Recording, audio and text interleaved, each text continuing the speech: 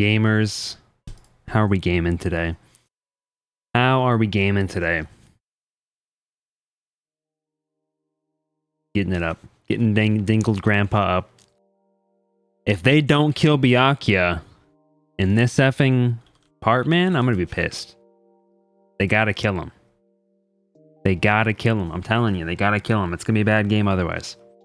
They gotta kill him. Gotta take him out. Do they though? Yeah.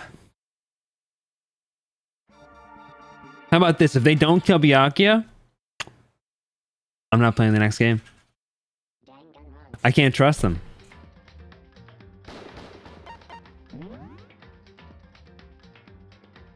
I cannot trust their writing abilities if they leave this man alive. Danganronpa. I forgot to do it, sorry. I'm kind of scuffed today. Let's get in here. Do you have a second to listen to me ramble? Ramble?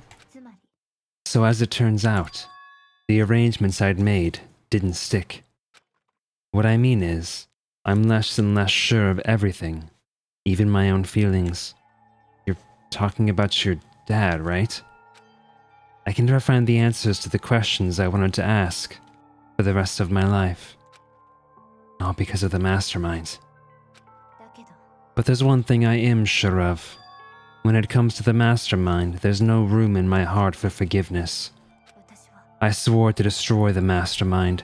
This is just one more reason to follow through on that. Kyoko's eyes burned with the fire of determination. The determination to defeat the mastermind. It's strange to be confronted with his death and suddenly feel this way. I couldn't care less if my father had found happiness. So why is it? Why does it bother me so much to know how he suffered? It's ridiculous. There's just no understanding it, I guess.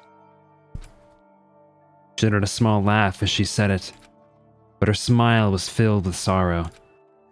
So, that's it for my rambling. There's still much to do before I can consider my task complete. Yeah, you're right. But keep this in mind. There is only ever one absolute truth. Whether that truth serves justice or suffering, whether it's the greatest truth or the worst. What do you mean? Even if the truth you uncover is filled with hopelessness, you still can't give up hope. Absolutely not, because all I can do is keep moving forward. That's pretty much all I'm good at, you know? Indeed. Sorry if that was strange. Anyway, I need to get going. I'll see you at the class trial. Leaving behind that final farewell, Kyoko was gone. I better get going myself. I got that DVD from Kyoko. I should head to the AV room to check it out. Kyoko said something about hopeless truth. But no matter what happens, I won't lose hope. Even if it's the worst truth in the world. I can't afford to lose. She's the jam, bitch. We're jamming, bitch. Let me get to the AV room here.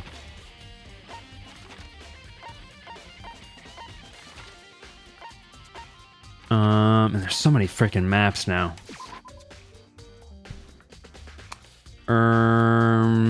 AV room.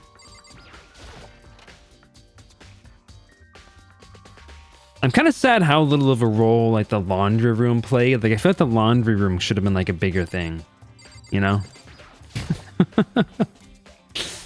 This should be able to play DVDs just fine. Well, better take a look. Took the DVD Kyoko gave me and put it in the player. It said that it was playing, but nothing appeared on screen. I stared into the black of the monitor. It must have been only a few seconds. But to me it felt like an eternity. And then, all of a sudden, an image appeared. Sayaka? It took me by total surprise. I hadn't seen Sayaka in who knows how long, and there she was. Okay then, are you ready to begin? The voice I heard was the man positioned on one side of the screen. It was the voice of a middle-aged man. I do apologize, but I hope you don't mind if I record our conversation. I'm a little slow, you know. I never really got the hang of taking notes while having a conversation. It turned like he was trying to make a joke, but Sayaka's tense face didn't move a single millimeter. So, this video is meant to serve as a kind of contract substitute. It's not that I don't trust you guys. It's more like insurance. So please don't worry too much. Now then, let me get straight to the point. There is a chance that you may have to spend the rest of your life here in the school. Can you accept that? You want me to accept that? Sayaka was obviously at a total loss. It made total sense. Who would agree to spending the rest of your life in this school? I accept. What? Thank you. And I'm sorry about all this. Well, I can promise you that I will do everything in my power to keep you safe. As the headmaster of Hope's Peak Academy, I give you my word. Donna! As if on cue, that's where the video cut out. There was a lot I hadn't understood up till now, but this, only this, I simply couldn't comprehend what I'd heard, because I know how much Sayaka wanted to get out of here. I know how much she wanted to escape and pursue her dreams with her friends again. Is this gonna be like some like effing like severance shiz? Where like they're technically like kind of different people because their memories have been wiped, and the person that they were before this agreed to allow them to join this experiment? She wanted that so bad, she tried to frame me for murder. So why? Why would she say yes to living here for the rest of her life? As I sat there thinking about it, I noticed a sudden light. On the monitor, the video that I thought was finished flashed back on screen. My eyes darted back to the screen. And if I was confused before, what I saw next pushed me right over the edge. Can be him. Yep. Huh? What I saw was me. Impossibly, undeniably me. So, Makoto, before we begin, I should let you know that I'll be recording our conversation. Yes. Me and the headmaster were looking at each other. He and I were having what seemed like a fairly normal conversation. But in the here and now, had absolutely no memory of it. I had no memory of even meeting the headmaster, much less sitting down to talk to him like this. Now, shall we get straight to the point? Makoto, there's a chance you may have to spend the rest of your life here in the school. Can you accept that? Yes. This can't be real. I said yes. I'm sorry I'm putting you through all this. Well, I mean, we don't have much of a choice, do we? But I promise that as long as you're in this school, I will do everything I can to protect you. As the headmaster of Hope's Peak Academy, that's the very least I can do for you. Well, you kind of sucked at your job, brother, because most of us have died. You did not do a very good job. Once again, the video cut out. From there, the video repeated the same scene again and again with the others. Can Byakuya agree to this? No way.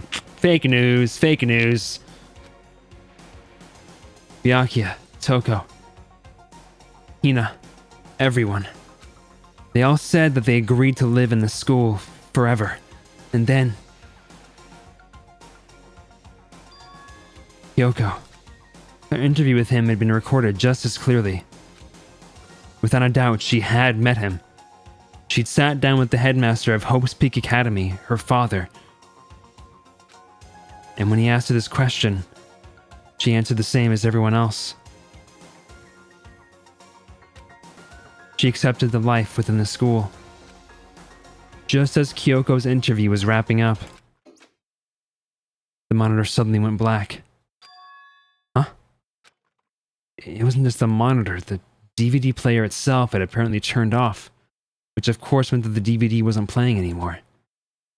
That just happened. Oopsie! Looks like it broke! Out of service! What? It just so happened to break just now. Now then, win doesn't matter! Failure can strike anywhere, anytime! That's what failure is, right? Failure my ass. You cut the power on purpose. Well, whatever. Even if I watched the whole thing, it'd just be more of the same. You'd ask them the question and they'll all say yes. I couldn't help myself. I let out a huge, exasperated sigh. But as I did, I remembered something.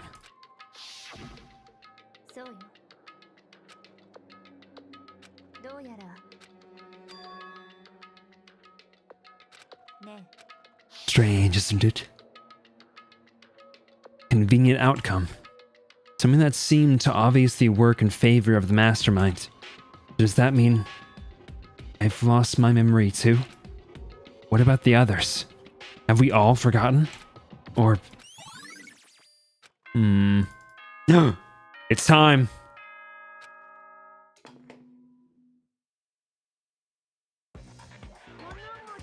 That has a start, there has to be an end. And if the end comes, then that means it's time for a fresh start. There is no night that doesn't have a dawn. Although that dawn is totally pitch black. There is no storm that won't eventually end. Of course, then that leads to drought. But as I said, every end is a promise of a new beginning. Which is why I'm sure we'll get to meet again. Because the end is only the beginning. Anyway, let's get started. The beginning of the end of the class trial. Everyone gather once again as you know at you know where. Boo-hoo-hoo-hoo-hoo! Boo-hoo-hoo! About to begin again. The class trial is going to start. The final class trial. The last time all our lives will be on the line. The last time hope and despair are on the line. I don't have a choice. I have to do this. Okay then, this is the end.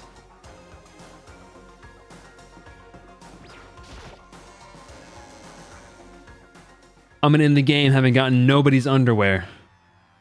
Guess I'm the first one this time. You're early, Makoto. Does that mean you feel prepared? Yeah, for now at least. But where's everyone else? Why aren't they here yet? Don't worry, I'm sure they'll be here soon. And just like she said... Byakuya! Byakuya? Oh yeah, I forgot everybody's mad at me. They arrived one after another, but they were all in the same state of shock. Hina? Hiro? Silence. And it wasn't any normal silence. It was the deafening silence of fear and suspicion. It was like the first class trial. I'm late! I don't exactly know. I think it's because I wasn't in the picture, like the class picture with everybody else that everyone saw. Ah, strong silent master is so wonderful, so cool, so hot, my loins are ablaze. Now listen, everything will be just fine if you leave it to me. With my sharp scissors in hand, I'll stab and gouge and shave the master of evil. But I thought you couldn't kill anyone but adorable little boys. If I do a master once, it can be a boy, girl, or anything in between. I can handle it.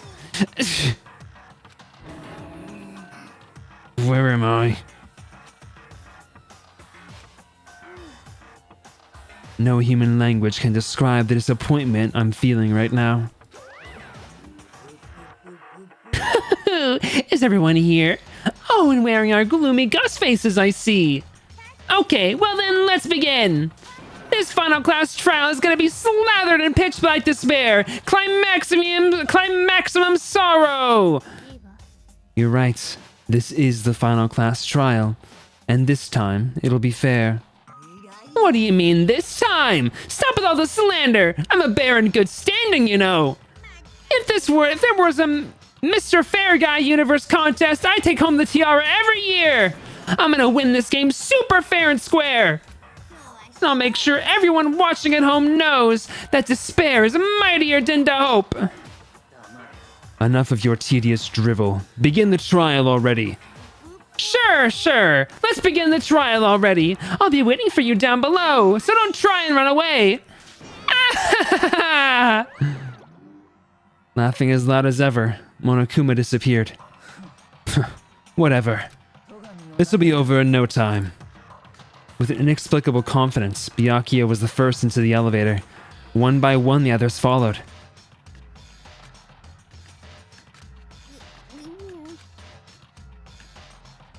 Nobody made eye contact. Nobody said a word. They just disappeared into the elevator. They're all acting odd. Like they're paranoid, suspicious of each other. But you know why that is, don't you? Yeah, I think so. Well, you can tell us all about it soon. At the class trial. You're right. I'm ready. You know how Monokuma disappears? Don't they show it in the anime? Ready to win, right? Of course. I'm glad to hear you say that.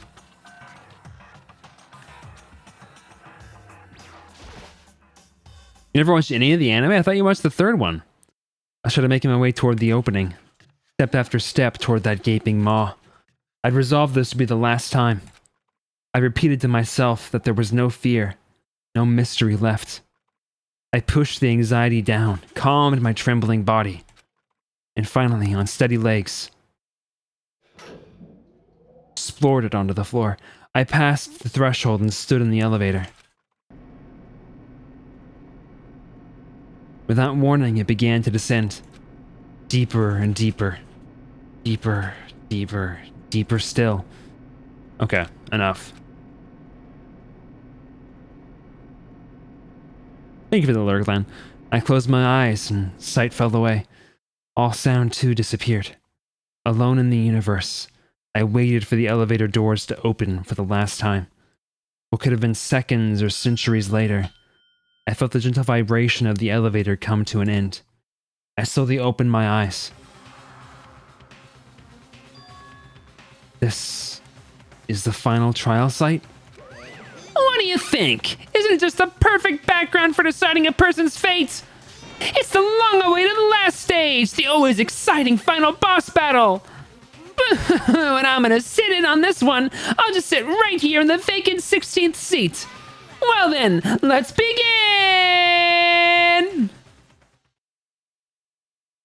All right, let's do it, man. Let's do it.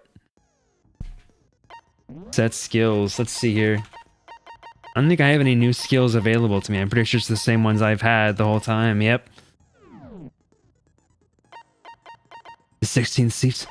Watch out for her. Okay, I want to review my notes really quick.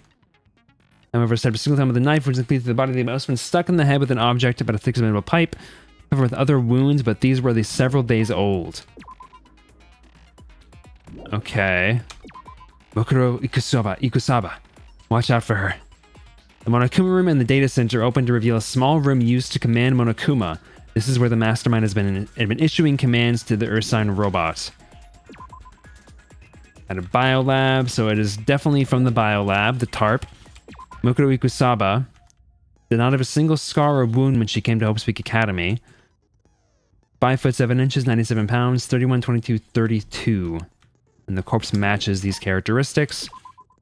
The Ultimate Despair is a group. Hidden room present, the remains of the headmaster. Photo of Kyoko and the headmaster. Okay, headmaster's e-handbook, which let us do everything. Locker notebook from Yasuhiro, so we know that Yasuhiro was at the school prior. We also know that Kyoko was at the school prior. The biolab is being used as a morgue.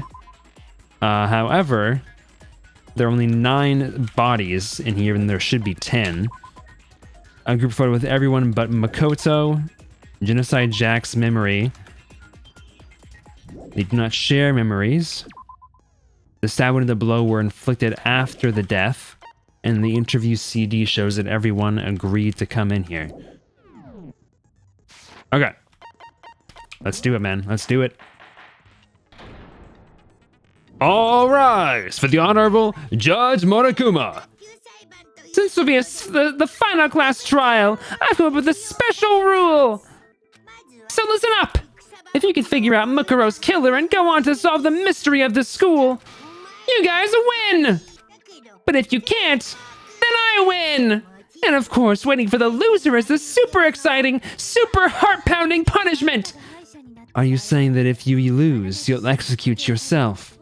Yep, sure will. And that's final. No loopholes. No wiggling out of it later. Of course not. Bears never go back on their word. Never mind all that. I just have one question for you. Oh, it's not working. You guys always use the frickin' thing when it's not working, I swear. Oh, are you taking this serious, huh? Are you feeling okay? Is the mastermind only one person? Don't bother. I already know the answer. You're all the mastermind, aren't you? You're all out to get me. I'm right, aren't I? I knew it!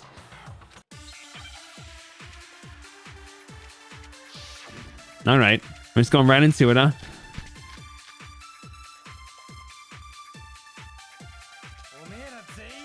You guys have all been working together, where haven't you? I have evidence, so I know I'm right. Hey, you stole my line. You're out to get me, I'm sure of it. I have evidence of my own. What a coincidence. I too have evidence to present. Evidence that proves everyone other than me has been working together. What? Wait, hold on. That doesn't make any sense. How can I'm supposed to read this? What is he saying? How can the three of us all be the mastermind?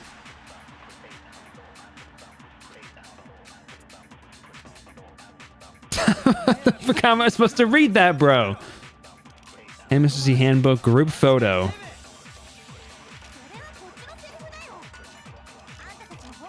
I don't think I can think of disproving this to be the interview DVD. Right?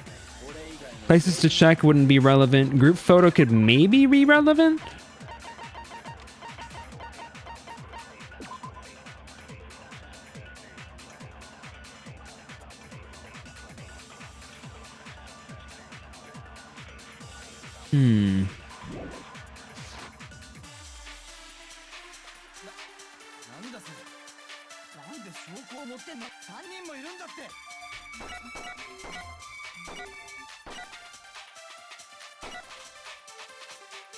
What that? How does that? I'm trying to think of how that disproves it, though.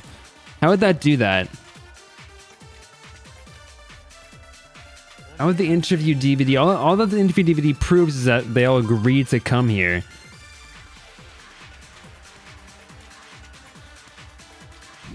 I guess it kind of does. Yeah, I guess I'll try that. I'm not 100% sure if it's gonna work.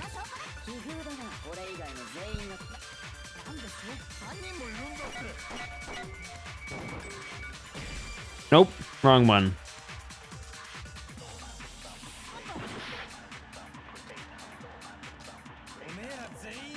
Monokuma File 5 doesn't prove anything, I don't think. Headmaster's Handbook doesn't prove anything.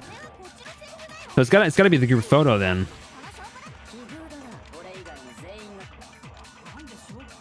I'm gonna be so honest, I don't exactly know why this would disprove it, but I guess it doesn't mention it in the file itself. It's like, could they all be working together?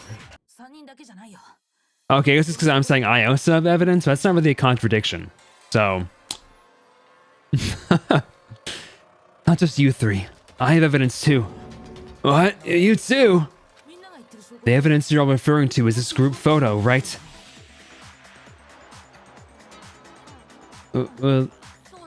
Yeah. Huh?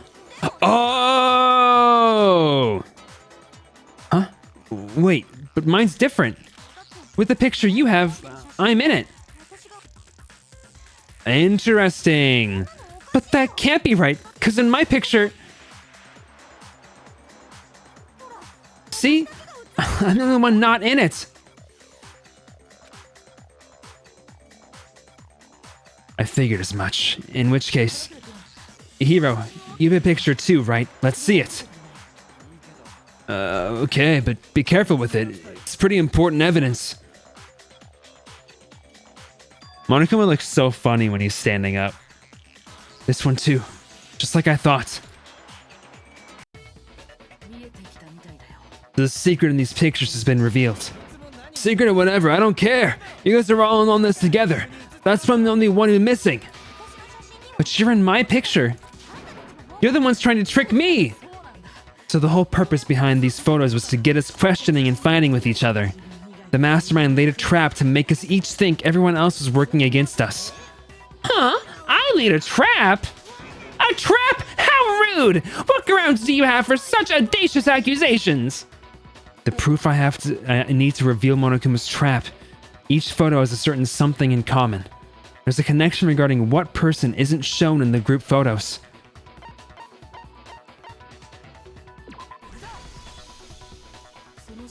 In each case, the only one not in the picture is the person who received it. So in the picture I got, I'm the only one missing. In the picture Hina got, she's the only one missing. You look at Sakura though, this is a great picture.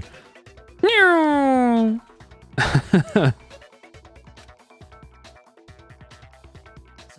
In the picture Hiro got, he's the only one missing. As long as we're talking about her, I suppose I should show you my photo as well. Oh, owie. Oh my gosh, look at Sakura, holy shiz. Why was there a huge fish in the pool? In other words, Monokuma gave each of us a group photo in which that person wasn't included. And when we each saw our picture, we just assumed everyone else was the enemy.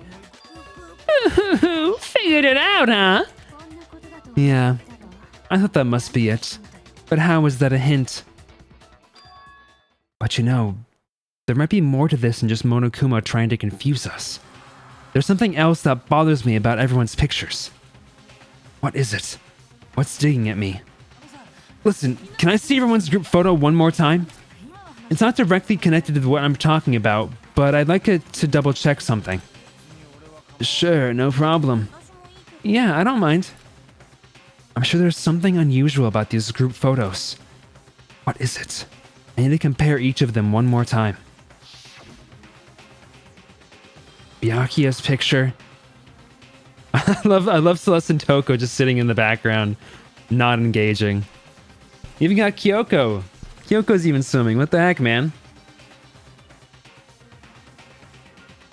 That's what I was saying. Why is there a huge effing fish in the pool?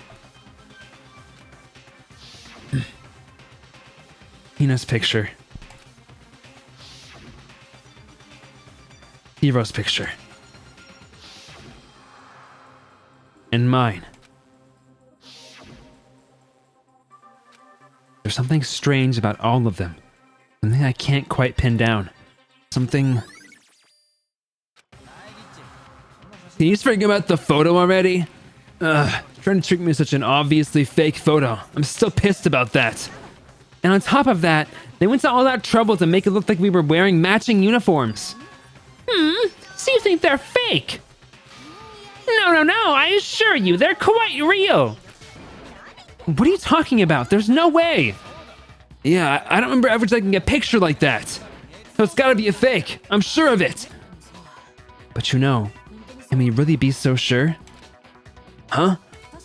Don't get me wrong, I don't remember taking this picture either, but is that really enough to be absolutely positive they're fake? What do you mean? The reason I don't remember this picture isn't necessarily because it's fake. There might be some other reason. Some terrible reason. An unbelievable but entirely horrifying reason.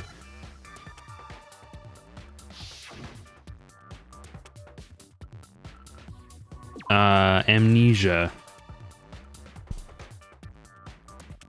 The Dark Descent.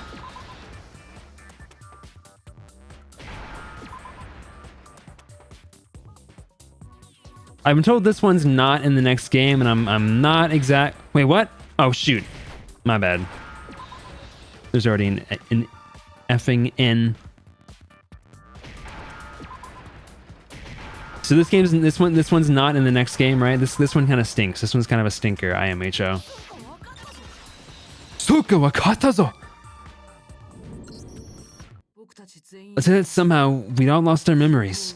That could explain it, couldn't it? Oh, I get it. So we all just lost our memories at the same time and forgot about the photo. Makes sense. As if! You expect me to believe such an unbelievable occult type story? Yeah, we all lost our memories. That's just crazy. Really natural that they wouldn't believe it. But no matter how much they refuse, if that's the absolute truth, they have no choice. We can't move forward until they accept it.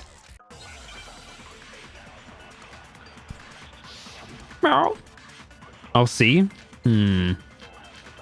Holy shiz, bro. Okay, enough. Yeah, they shifted right because the redeem is over. That's a lot, dude. You're saying me I got spontaneous amnesia. Since when did this turn into some kind of sci-fi... God dang it. Sci-fi fantasy. I promise you, I haven't lost my memory. Ever since I got to the school, I remember everything that's happened. Do you think we all lost our memories?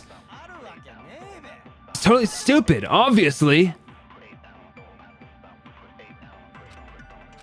Okay, let's see here. What do we got? We got Mocha Rikusaba's profile, hidden room present, photo of Kyoko and Headmaster, Headmaster's e-handbook, group photo, Monokuma control room. I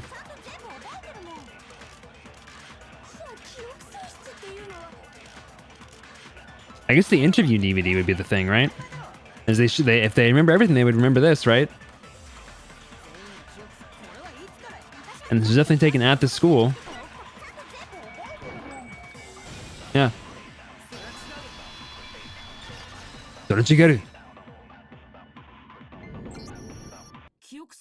These photos aren't the only things that point to the possibility of memory loss. This DVD does the same thing. You're not gonna show us something indecent, are you? No, it's nothing like that. It's a video of all of us being interviewed by the Hope's Peak Academy headmaster. When you say all of us, you mean... I mean all of us, including you. You lie! I never did any kind of interview. No, it's not a lie.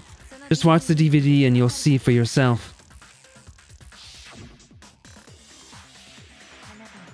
The headmaster did, in fact, interview you. What are you saying? I didn't imagine you would remember. It's not about whether or not I remember. You expect me to believe all this? That I lost my memory somehow?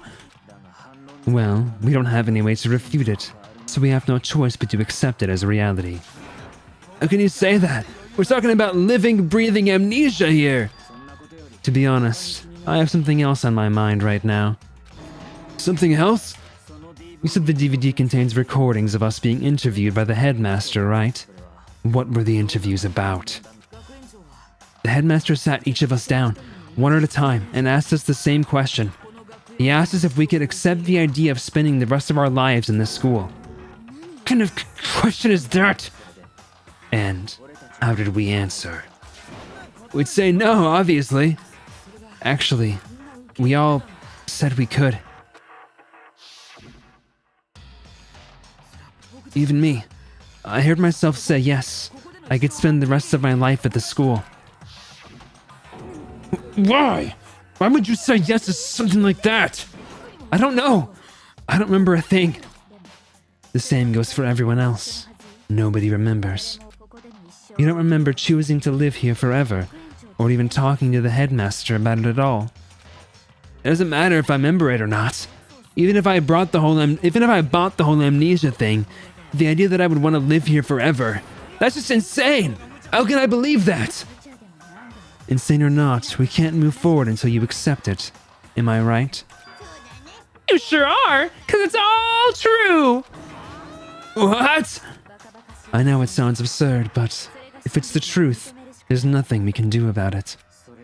Indeed, we only have one path in front of us. Then we really... Yep, you all totally lost your memories at the same time. This is all making my head hurt. This isn't like some normal kind of memory loss. You stole those specific memories from us, didn't you? Oopsie, you figured that part out too, huh? Of course. There's no way we would all just happen to get amnesia at the same time. How could someone just steal our memories? How? Come Come. That hardly matters right now. If I said it was hypnotism, would you believe me? Or reopen your skulls and mess with your brains? Would you really believe anything I said? How it happened doesn't matter right now. What matters is figuring out what memories you took from us. That's what you're trying to say, right? I knew I could count on you. The interview with the headmaster, taking that group photo, those can't be the only memories we lost. There must have been a purpose to it all, a reason for taking away our memories. Of course there was a purpose. It all has to do with the original motive. The original motive? You mean the motive you came up with to try and get us all to kill each other? That has something to do with the memories you stole from us. It sure does. But that part's still a secret. Anyway, I'm sure it's not easy, but let's all focus on the class trial for the murder of Mukuro Ikusaba. Okay. He wants to figure out who killed her before we do anything else. So until we do that, well, either way, we have to explain every last remaining mystery. So, the one who killed Mukuro, the true mastermind, that's what we need to expose. The 16th student, watch out for her.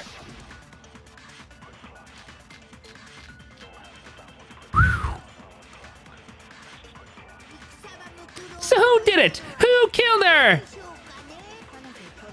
Whoever did it was the same one who's behind everything. That much I'm sure of. But when you think about it, is that mastermind really here in the school? Of course! They have to be here somewhere. What makes you so sure? God, they made this so hard. What does make me so sure?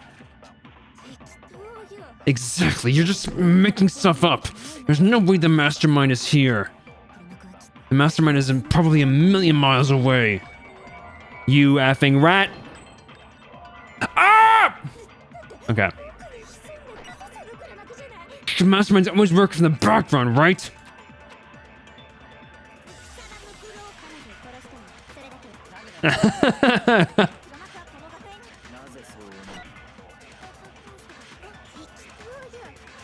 With the spin! Get that shiz out of here, dude.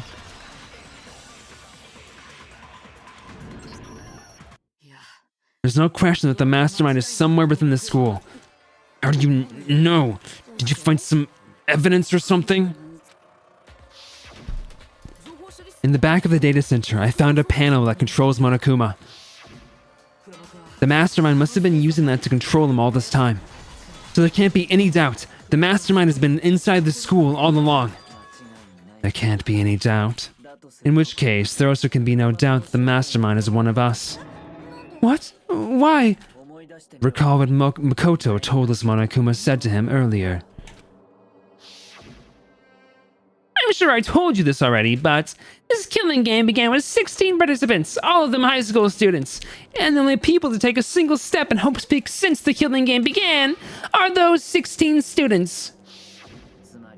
So if the mastermind is in the school, we have to assume it can only be that 16th student. But how'd they manage to survive all of this? So we're the only ones here? It's not me! I'm not the mastermind! Well, it's not me. I blame Makoto. What? Why me? Because it's super weird you're the only one who survived being executed. Oh, I get it. The only way he could have survived is if he was actually the mastermind himself, right? Aw, nuts. You got me. Wait, what are you trying to say? Everyone, calm down. There's no reason to panic. The mastermind's true identity will become clear soon enough. Just as soon as we find out who killed Makuro. That's a good point. Rather than wasting time bickering, we should put our minds to work solving this mystery. Well, how much time have we already spent talking about the murder? He's right. What more is there to talk about? If you want something to talk about, I think there might be one thing. We haven't fully established what Mokuro's fatal injury was. Huh? But I thought we figured that out. She died when she got hit in the back of the head. No, that isn't what actually killed her. It was something entirely different. Wouldn't you agree, Makoto? Okuro's actual cause of death must have been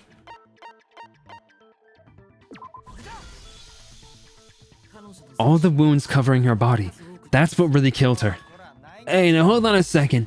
You did read the Monokuma file, right? The body was covered with other wounds, but these were at least several days old. It made it pretty clear. Those wounds were made at least a few days ago. So they can't possibly be what killed her. Consider this. What if the murder itself took place at least a few days ago? What? What if, when we discovered the body, she'd already been dead for several days? If that's true, then naturally the wounds that killed her would appear to be however many days old. It doesn't make any sense, because she had all those wounds before she ever came here. Huh? How do you know that? Isn't it obvious? She was the ultimate soldier, right? So that means, you know... You're wrong. She denied me. Before I could even say anything. Come on, I mean, you think I'm not weird, okay? At least listen to what I have to say before you deny me. If you're so sure we're gonna deny you, why bother saying it in the first place?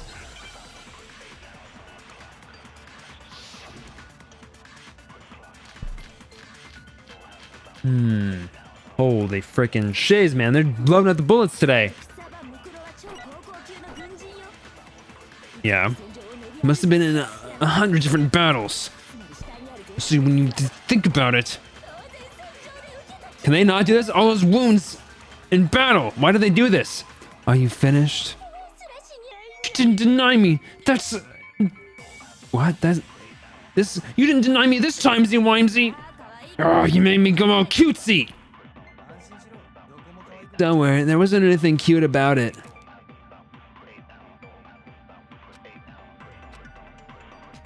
Let's see. Monokuma control room. Mokuro Ikusaba's profile.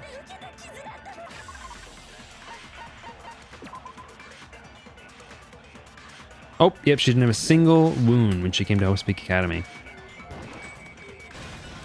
Yoink.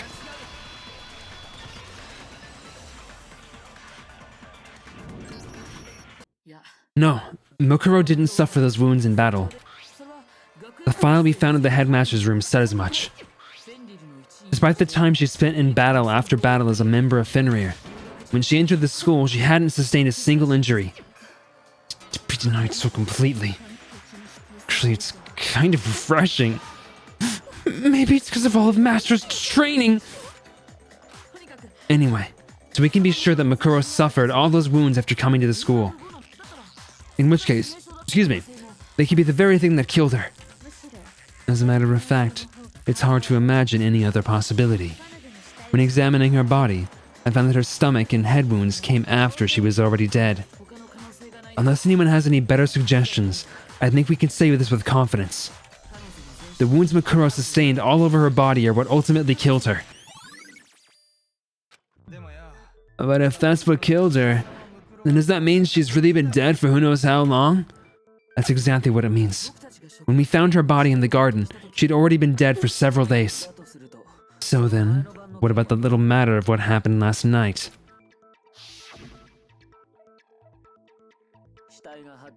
Makoto, you said you were attacked in your room by a masked assailant. If Mokuro had already been dead for several days, certainly it couldn't have been her. So who was it that attacked you? The identity of the one who attacked me. Can't think of anyone else. The one who attacked me was the true mastermind. When we discovered Mokuro in the garden wearing the same mask, I naturally assumed that she must have been the one who attacked me.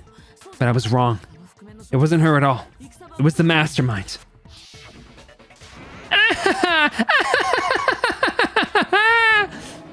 What are you laughing at? Oh, don't mind me. I'm just getting a little impatient sitting here listening. I think I'm gonna jump in. Let's start off with a nice, easy question. Your assumption that I attacked Makoto was just that, right? An assumption. You can't really know who was under that mask, can you? I mean, that's the whole point of a mask. The true identity of the masked attacker is Mokuro Ikusaba. At least, that's what I think. Do you have any evidence that might convince me otherwise? No, there's no way Makuro was the one that attacked me.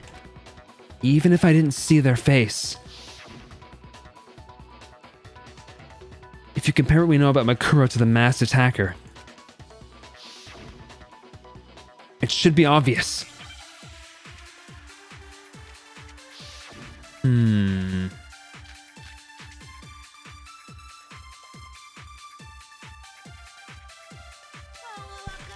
never saw their face, right? So you can't have any idea who was under that mask. I'm telling you now, it was Mukuro Ikusaba! You're wrong. Even without seeing their face, there's another part of the attacker we can use that prove it wasn't her. Oh, and what is this other part? Is it the right hand? Or the left hand? Maybe the right foot? Or perhaps the left foot? Or could it be the hips?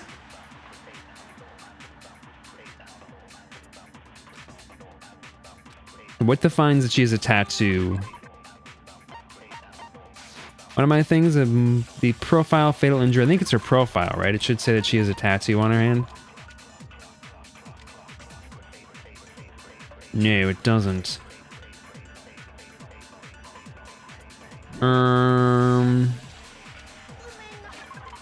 Monokuma file 5?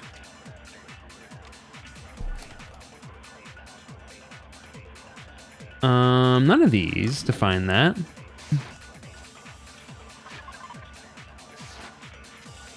And it's not the... I mean, the fatal injury doesn't make much sense, right?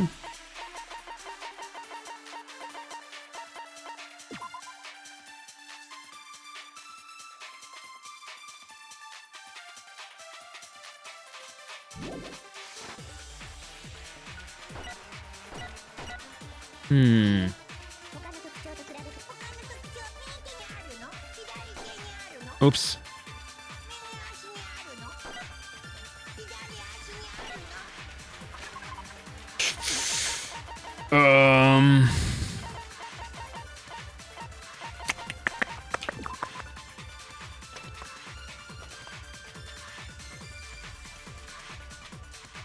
Well, I guess this would prove it, right? Their body, I mean, their body was covered with other wounds, but these were at least several days old. So, like, if I guess that assumes that that Mukuro is the killer, or that this assumes that Mukuro's dead body is the one we found, though.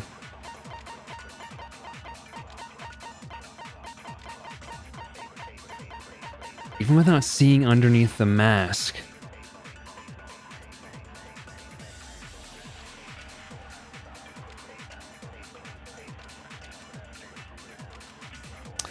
Like, I'm thinking it's the tattoo, right? Am I crazy to think that? But none of these define the tattoo.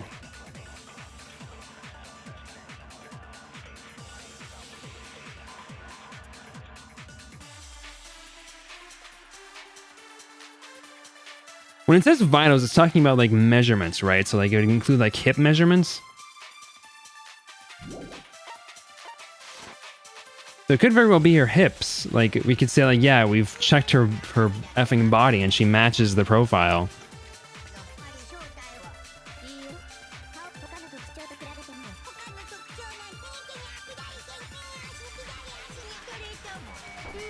Oh, why? I'm trying to get rid of this thing, dude. No, that would be insane. Okay. You wound me, Makoto. Words can cut as deep as any blade, you know. You interrupted me while I was talking. 1 point deduction. I never saw their face.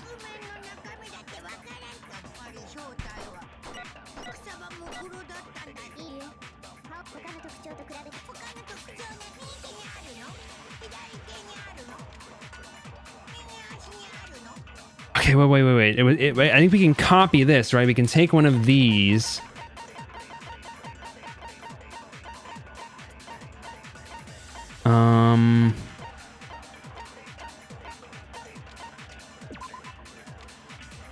But what hand was the tattoo on, though?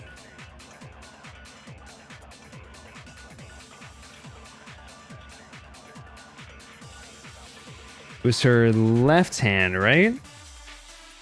I don't think it's in the notes anymore, which is kind of frustrating. I think that's what we have to do. We have to copy Monokuma saying right hand and then contradict him saying it was Mukuru Kasaba. Right hand? Okay. What? I did not select a right foot. Hello? Did not choose right foot.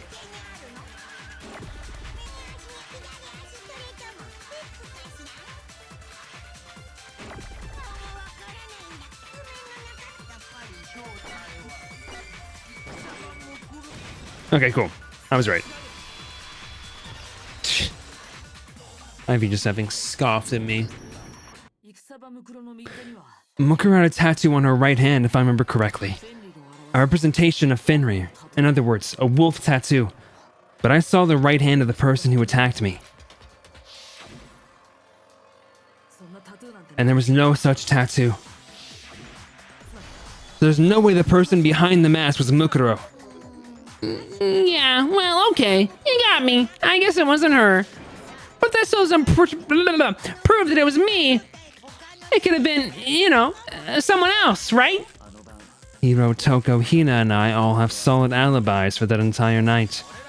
Yeah, we were in the gym tearing you apart, so it couldn't have been any of us. Okay, sure, it couldn't have been any of you. But what about Kyoko? It totally could have been her. Uh-oh, no snappy comeback. Did I score a bullseye? If you insist, I don't mind showing you. Huh? Show me what? What do you think? I'll show you the one thing that proves beyond a shadow of a doubt it wasn't me. Before anyone could say anything. Ugh. Yikes. Kyoko is removing her gloves. Your hands! Your hands! Without thinking, I let out a gasp. It was more than just a little burned skin. Awful, isn't it? It happened when I was first learning to be a detective. I was inexperienced. I thought you didn't want anyone to see those scars. If it means we get another step closer to unmasking the mastermind, it doesn't really bother me. Kyoko seemed to savor the words as she said them. Then she put her glove back on. My scar should suffice as proof. Don't disrespect my wife. Makoto, did the person who attacked you have scars like mine? No, not at all.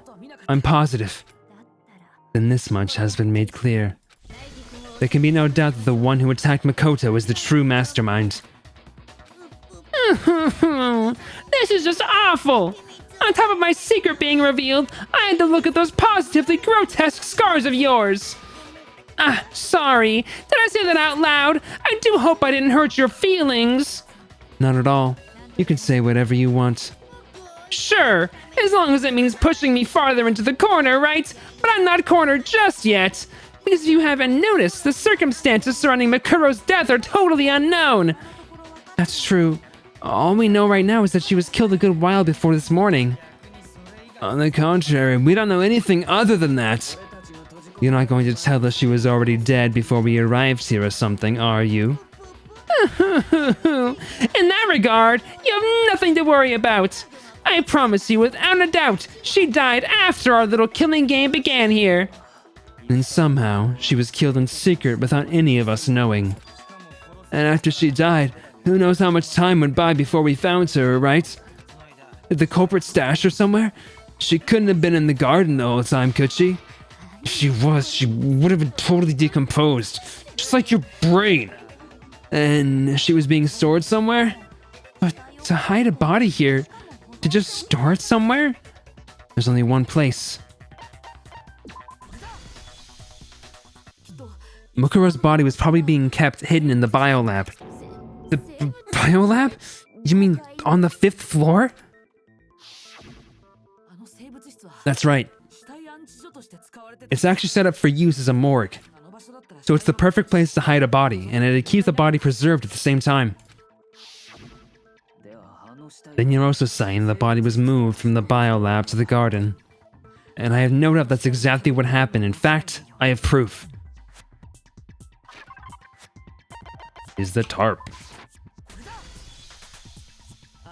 What makes me so sure the body was carried from the biolab to the garden is the tarp that we found in the garden. When I was checking it over again, I noticed something. I noticed that some text had been stamped on one corner of the tarp. Oh, it says biolab!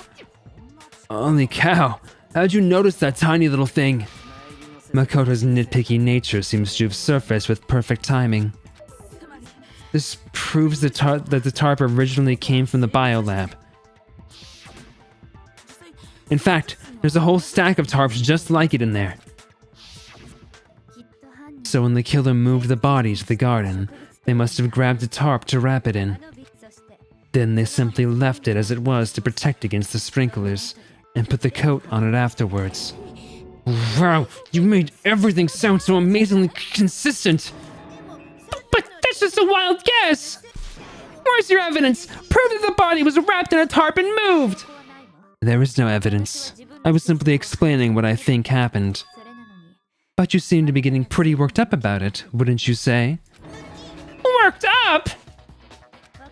Now that the conversation has turned to the topic of the biolab, you must be getting pretty nervous. Because the key to uncovering your secret identity is hidden within that room, isn't it?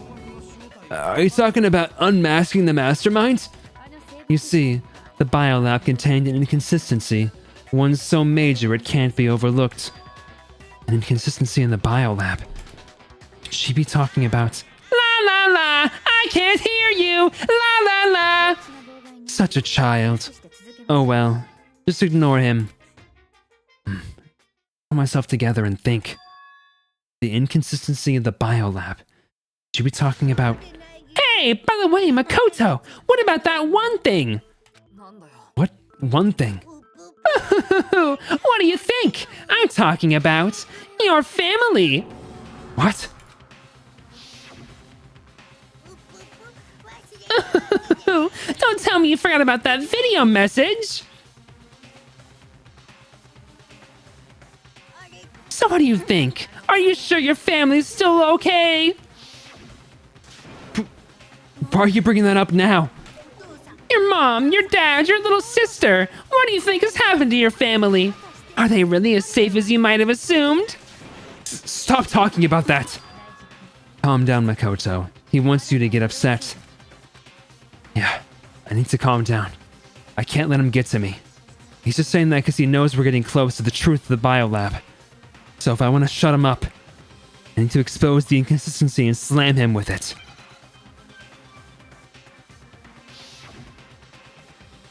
Oh boy, my favorite one.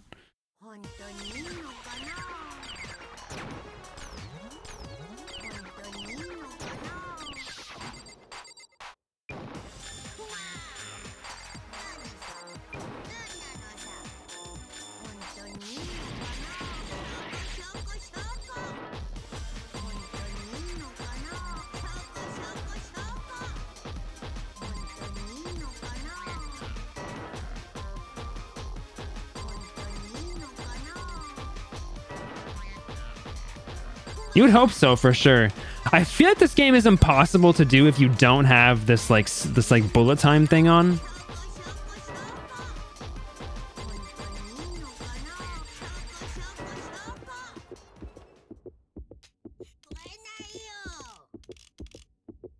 La la la, I can't hear you. La la la. Ooh.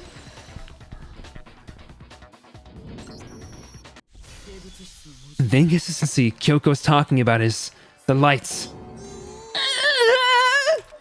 What are you talking about? What about the lights? Like I said before, the biolab also acts as a morgue. And as part of that, a giant refrigerator was installed in there. That's where everyone who's died is stored. You have so many saves before then, so you can replay those. Oh, really? Okay.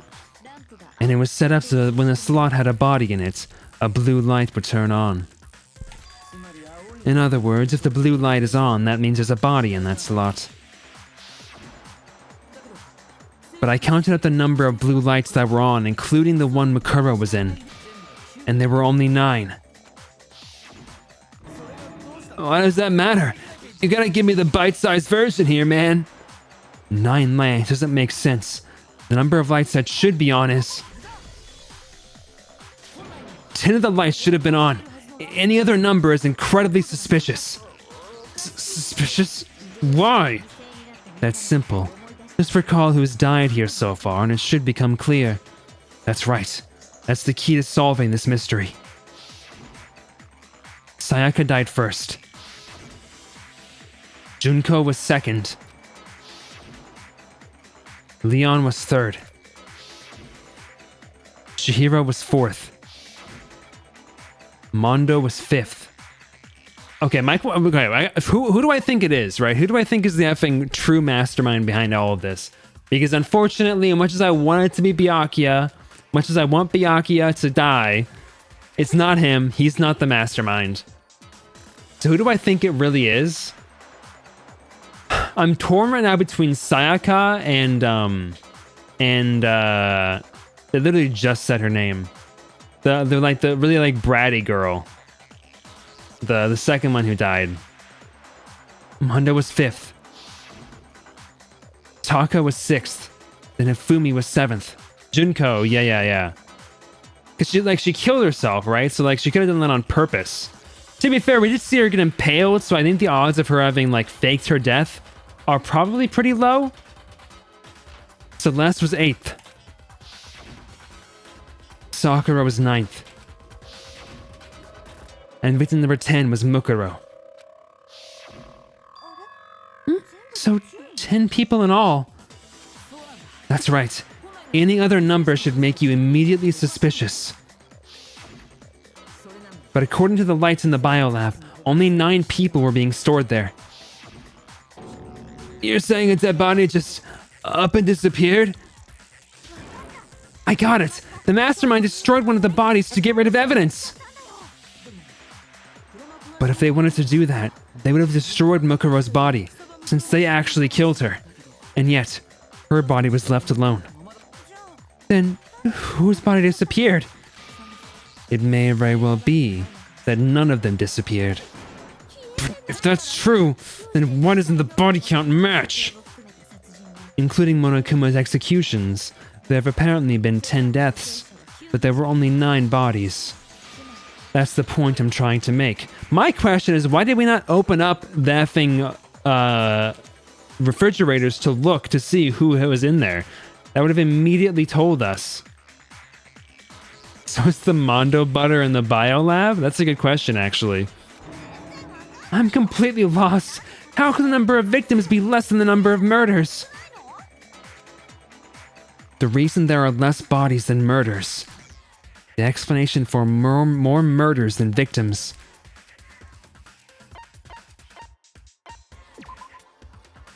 There weren't actually 10 murders, but 9. That's why there are 9 bodies. That's patently untrue. Counting Monokuma's executions, there have indeed been 10 murders. I think we can all agree on that. Okay, I guess somebody was murdered twice? That is not the explanation I would have come up with, but I guess that's what it is. What? What about if the same person was killed twice? Huh? Killed twice? Officially, 10 murders have been committed so far. But one of the victims may have been murdered, and then murdered again. Murdered again? That's the case. There could have been 10 killings, but still only 9 victims, right? Technically, you're right, I guess, but still, something like that could easily have happened. No, it is what happened. Sounds like you're already convinced. Then can you tell us who was killed twice? It was Mukuro, of course. Before she was killed as Mukuro Ikusaba, she was killed as someone else. And that's why the body had to be stored in the biolab until the moment we found it in the garden. No, that's crazy talk. She was killed as someone else. Come on! Besides, who could that someone else have even been? Okay, I'm seeing it now. I'm seeing what they're saying now. Okay. So Mukuro's body was somebody else? All you have to do is look at those bodily injuries of hers and that will become obvious. Oh, it was Sayaka. Nothing's gonna become obvious because Kyoko's totally delusional.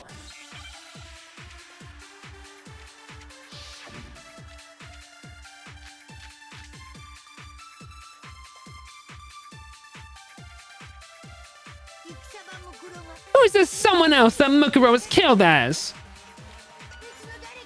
Was it Sayaka Maizano?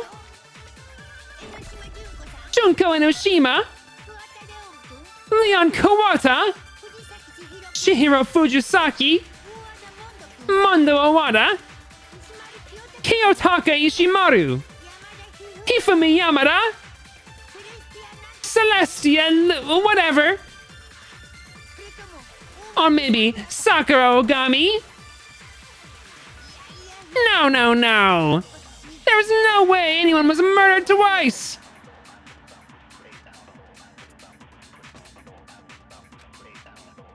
Although, okay, wait, was Sayaka stabbed multiple times? though? She was just stabbed the once. The only person who was stabbed multiple times was what's her name? Junko.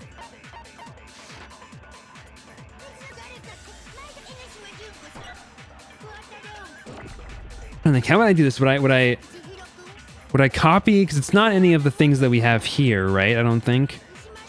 Monokuma file, Mukuro's fatal injury. No, fatal injury would be it actually. I guess we do it on Junko.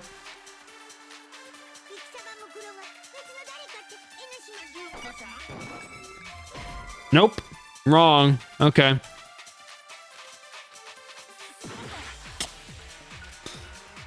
How do I do this then? So Mukuro's fatal injury is being stabbed all over.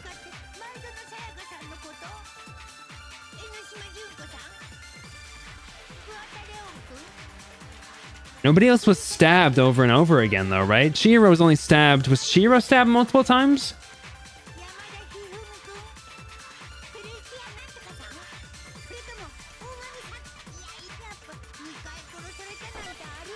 Unless do I copy this and hit it with it? 'Cause I think it has to be.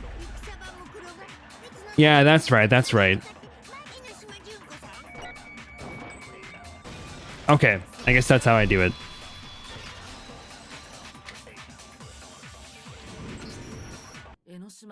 Junko, wasn't her fatal injury pretty similar to Mukuro's? What do you mean?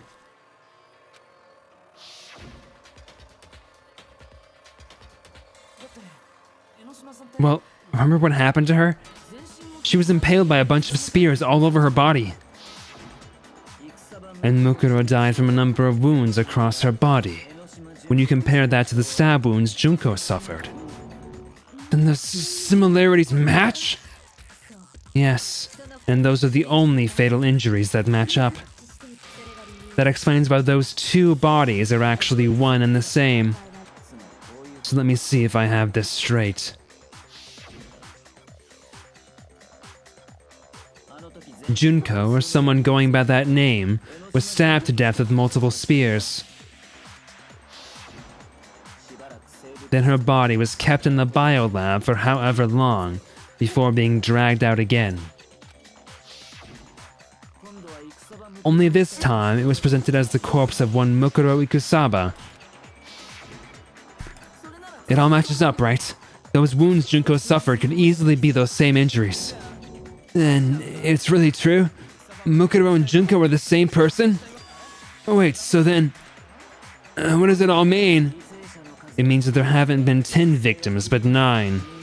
Which also means that among the people we thought were dead, 1 is still alive.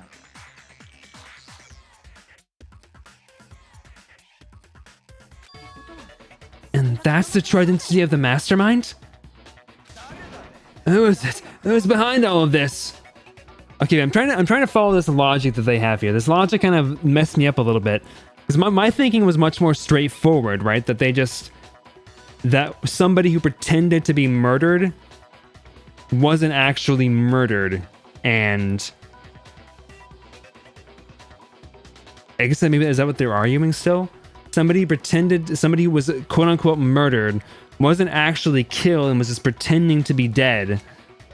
And then as a result of that, they didn't have a body in the freezer, obviously, because they weren't actually dead. They're still alive, controlling Monokuma. And my thinking was that Mukuro was working together with someone got murdered twice. I mean, quote unquote murdered twice, right? They just used Junko's body twice, right?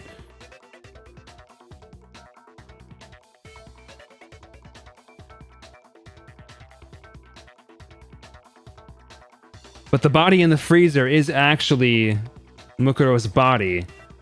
Which I guess that does mean that somebody did escape. Somebody who pretended to die didn't actually die. Who is it? Who's behind all this? We already know the answer to that. It's Mukuro. She's still alive. She took Junko's body. And it made it look like she was the one who died. So Mukuro's still alive. She's gotta be. Total silence? Then I must be right. I'm right, aren't I? Mukuro alive. The one that's still alive is Mukuro? But can we really believe that? Okay, my mind isn't Sayaka then, unfortunately.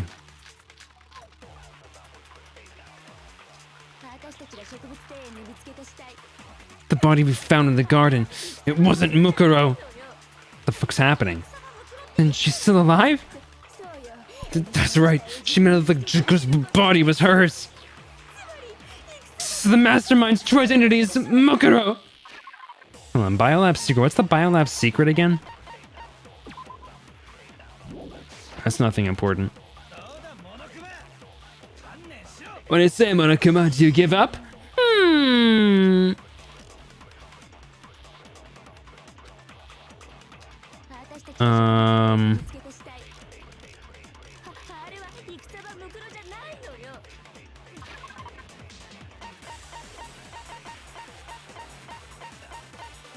Copy them? I think it's gotta be the profile, right? Because the profile is what we used to prove that she was the same.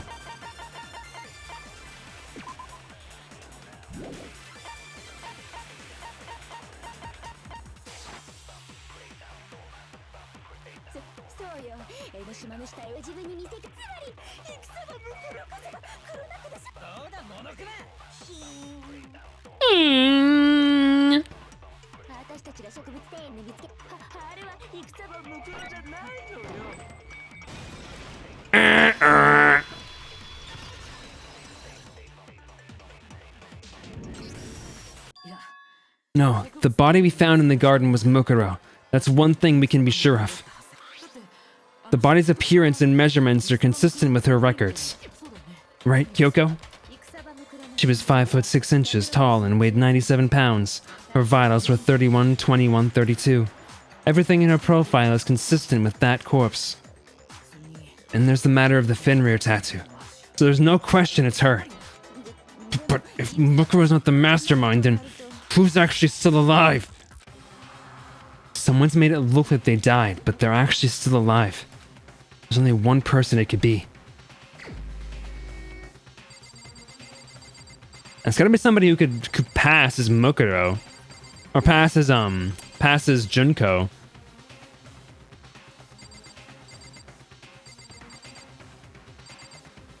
Well, okay, I'm actually confused. Hold on, I'm confused. Okay, so the body, Mukuro's body that we found in the garden was stabbed many times.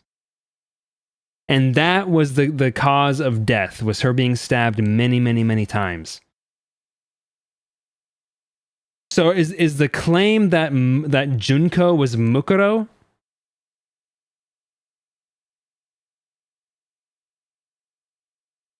Is that what it's supposed to be arguing, that Junko was actually Mukuro? Can we answer this question? Well, I think it's a fundamental understanding I have to have here. Is if the body we found in the garden was Mukuro, and Mukuro, okay, yeah, Mukuro was, and Junko was the one who was stabbed many times. That means that Junko, quote unquote, had to have actually, in reality, been Mukuro. I guess, wearing a wig or something. Although she didn't have a tattoo, though. Was she wearing gloves? How would we not have seen her tattoo the whole time?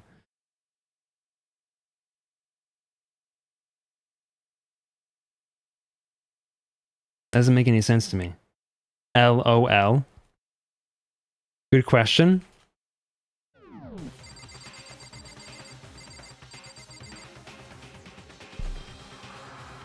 Makeup, I guess.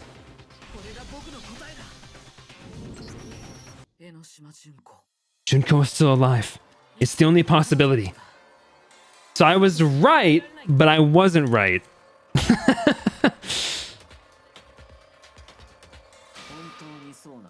Are you sure about that?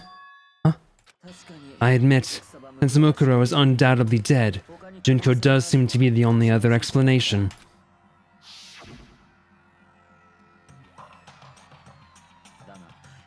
But we saw her get impaled. She died right before our very eyes. If Junko were still alive, the death we saw would have to have been some kind of charade. But you yourself confirmed she was dead, did you not? Now that you mention it. I gently placed my hand on Junko's lifeless body. I touched her wrist to check for a pulse, like they do in movies and stuff, but she really is dead. There wasn't anything else to say. She was gone. I did check, absolutely, and I can say for sure, she was dead. There's no question. Junko was dead. So, the idea that she's still alive must be wrong. Then you're withdrawing your previous statement? I know you gave it your best shot, but too bad. I guess your conclusion was a dud. Too bad, too bad. This case hasn't been decided just yet. Oh? You haven't given up already, have you, Makoto? Huh? No, of course not. There's no way I'd give up that easy. That's all well and good, but how do you intend to solve the problem standing in your way? Junko absolutely died. Mukuro absolutely died. Then both of them are dead, right? There can't be any kind of survivor story. I think we need to look at this from the opposite direction. Huh? The opposite direction? Let's assume Junko is still alive. If so, how could she have survived? How could Junko have survived? I checked her. She was dead, I'm sure of it.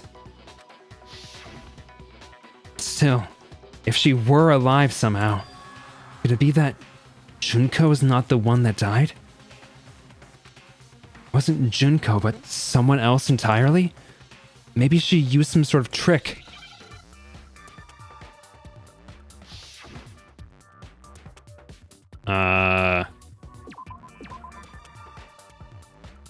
What?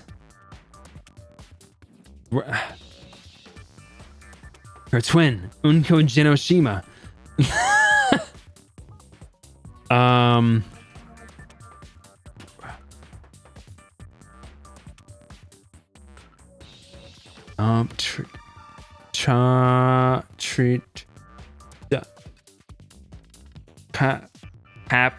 Cappuccino. Lap. What?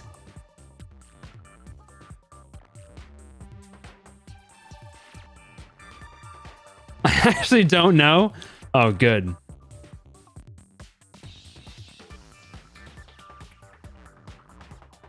You remember this one? Ah, crap. Black. My Koto having a stroke right now. Pap. Nah. No. No. Nick. Nip. Lap. Lip. Ip. Rip.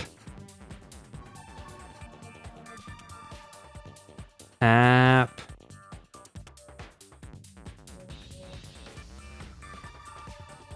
App. What?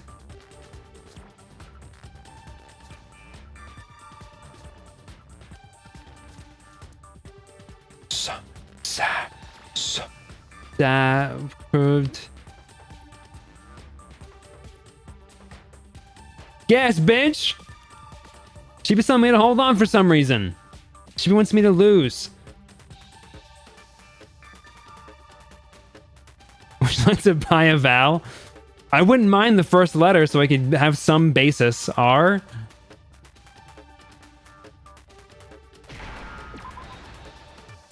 Rep.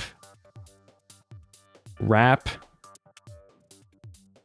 It's not R, it's definitely not D, it's definitely not L. I guess let's guess. I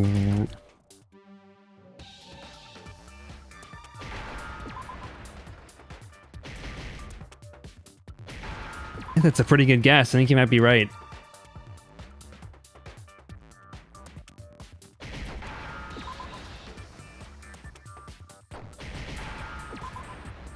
Replaced. That was really hard. That's it.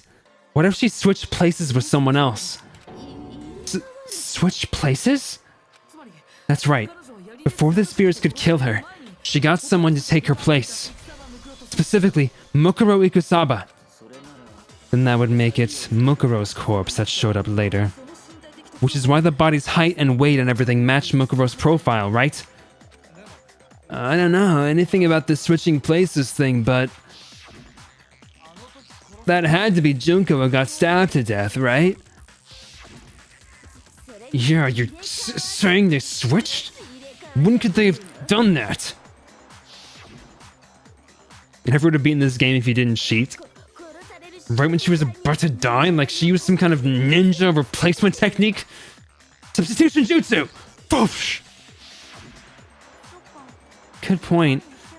There's just no way they could have switched like that. So maybe the whole idea is wrong. There has to be some way. I need to figure out how to explain how they could have switched.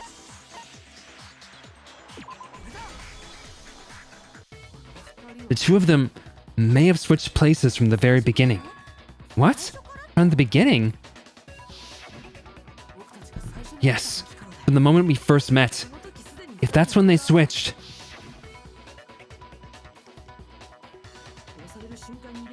Then they wouldn't have had to switch at the moment of death, right?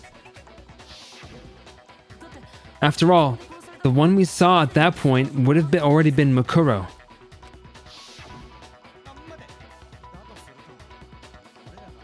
Hold on, so you're saying the Junko we first met was actually Mukuro all along? Did we already met her? I had like a normal conversation with her? When we first met, none of us knew who anyone else was. So Mukuro, it should be Mukuro. So Mukuro could have simply told us her name was Junko. I'm even stuck in like bad pronunciations. And we never would have known the difference. That would easily allow the two of them to switch places from the very beginning. Wait, but Mukuro had a tattoo on the back of her hand, right? Junko never had any tattoo like that, did she? She could have hidden it with foundation or something like that. If she did, it likely melted away in the explosion, exposing the tattoo after the body was extinguished. Plus, there were the fake nails found on the hands of Mukuro's body. Mukuro, whatever. Body. I had not thought about the nails. They were the same fake red nails she was wearing when we all met for the first time. If she really did use foundation. Correct. Even if there was no tattoo on her hand, I couldn't say for certain it was Mukuro. So I'm glad nobody noticed that glaring hole when we were trying to figure out who attacked Makoto. But too bad for you, Monokuma. You can't deny it anymore. Wait, so this whole thing was a setup from the very beginning? If that's true, it was quite an elaborate plan to be sure, making it look like Mukuro was Junko. The reason such an elaborate plan was possible is because the two of them were working together. So, Mukuro, the ultimate despair, teamed up with someone like her. In other words, it would be fair to say that Junko herself was also the ultimate despair. What's wrong? Lost the will to fight back. I think he's just afraid. Afraid? What's that mean, afraid? Fear is only possible where hope is possible. I only have despair, so fear is an alien concept to me. Then why haven't you been saying anything? Because it's a bunch of nonsense. Junko is my secret identity. As if. Then why did you try to protect Junko's real identity? I tried to protect her identity? When did I do that? So he still refuses to admit it, but he can try to deceive us all he wants. It doesn't matter, because I've already figured it out. He tried to hide Junko's identity, and not just once, but twice. The first time was during our latest investigation.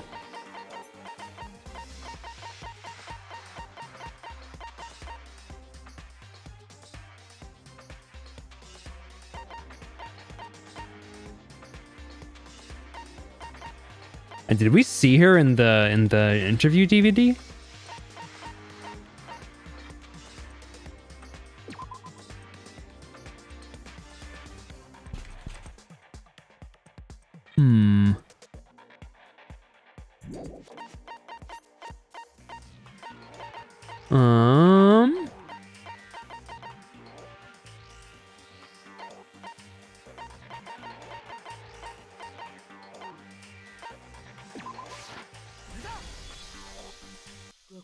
Well, I was in the AV room watching the DVD of our interviews with the headmaster.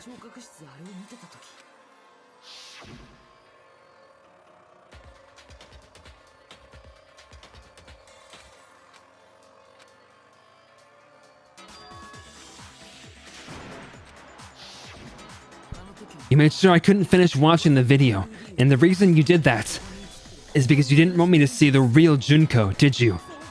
Oh yeah, if everyone was in that video, of course Junko would have had to show up.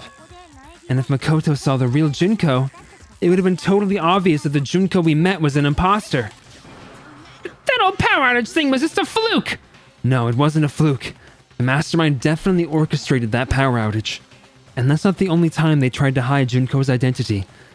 The mastermind tried to cover up one other piece of evidence. I've got to reveal that.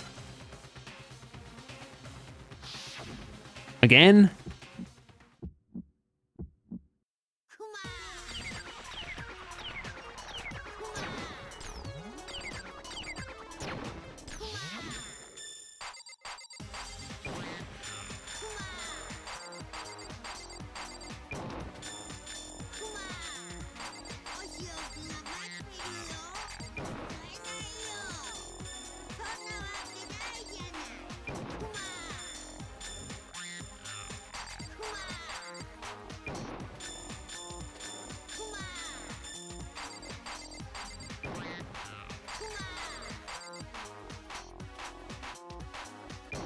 Shoot. Ah!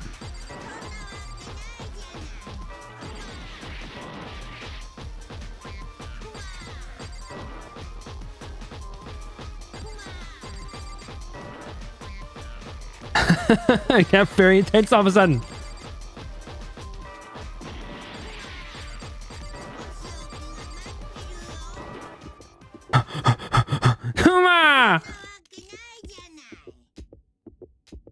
I don't know what he did to try to protect her, though. What did he do? I don't even know what he did to try to protect her.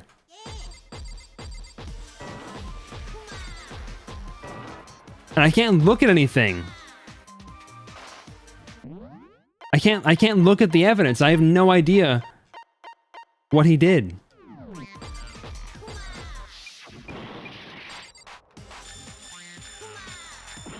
Ah!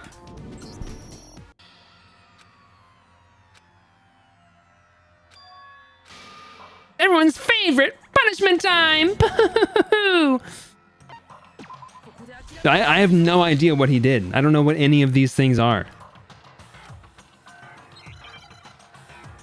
And I can't pause to look at them. It's genuinely so frustrating. You can't look and see what the effing evidence pieces are.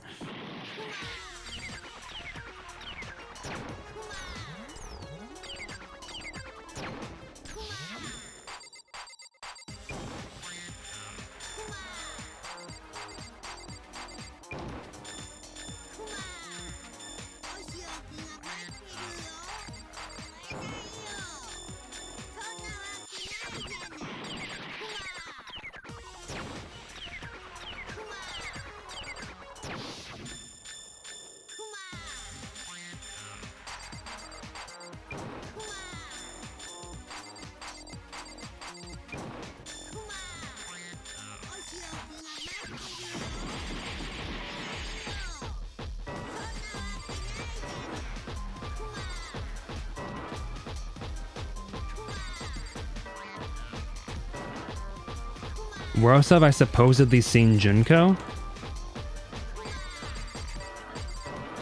I mean, the headmaster's profile stuff, but I don't see anything. I don't have any evidence that would be that, I don't think. Photo of Kyoko and headmaster, group photo. Oh wait, group photo.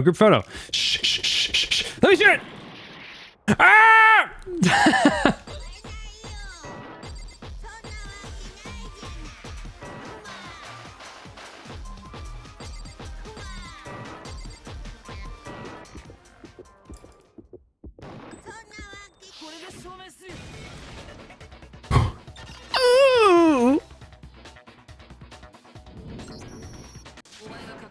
The video wasn't the only thing you tried to cover up.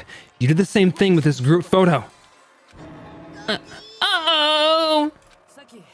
I noticed just a little while ago when we were all comparing the photos we'd gotten. In all the photos, there's a certain similarity, an unusual circumstance. What's so unusual about them? Unusual circumstance common to all these pictures. I'm gonna be so honest with you, I did not notice. I'm gonna be so honest with you. I did not notice that her face was covered in all of them. Did not notice at all.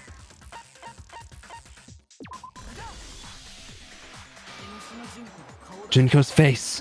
The one thing common to every single photo is that you can't see her face. I did not notice her face at all. The only reason I got that at all was because Riley said, "Where else have you supposedly seen Junko?" And I was like, "Well, the photos. I don't know how he covered it up though." I was thinking, well, maybe he must have like edited them to look correct. I did not think that he. I did not think that he just that the pictures were always just covering Junko's face. That's funny.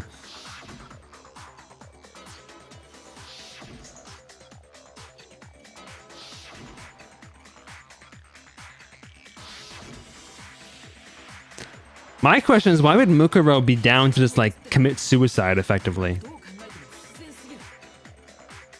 It's hard to believe her face just happened to be hidden in every single picture, don't you think? It was so cool to have it pointed out. Yeah. And on top of that, in this photo you can see that Mukuro is clearly visible. So in other words, at that point, the two of them hadn't switched yet. With all that in mind, there's no doubt that the girl whose face is hidden here is the real Junko. Which is why you had to have pictures that didn't show her face. Because if we could have seen her face, then it would have clearly revealed that the Junko in the pictures wasn't the Junko that we knew. Xanadu! I believe everything Makoto said is true. Junko and Mukuro switched places before we met either of them. So she killed Mukuro, who had taken her place, making it look like she died. And the real Junko is still alive. And she's the one behind this whole murderous situation, this killing game. She's the true mastermind of the ultimate despair. Xanadu ×2! With this, the identity and the crimes of the mastermind have been exposed. No, wait, hold on! Don't bother trying to deny it. There's no more room for debate. You don't have anywhere left to run. I'll prove everything right now.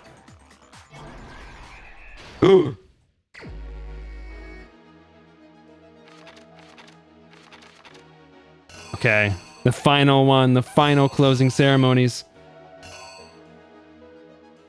So we're all in the room together. She introduces herself. Monokuma, what do you have to say about these allegations? What is this even trying to depict? That one, maybe?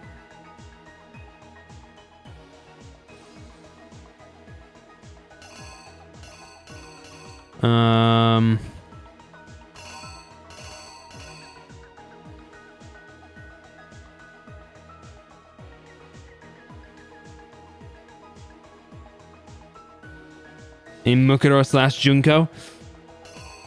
Why did we go from so act 1 is here, I guess, and then act 2 kills, she dies.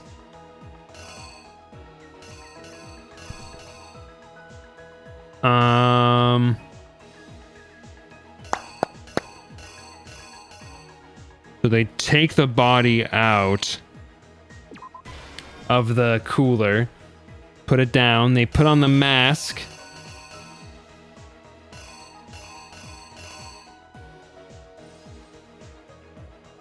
And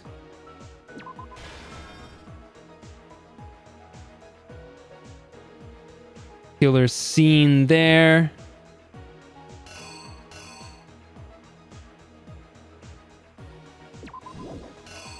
And let's see. Now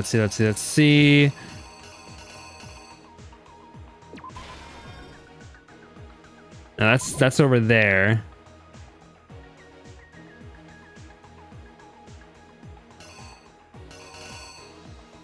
And then she comes in, sees this.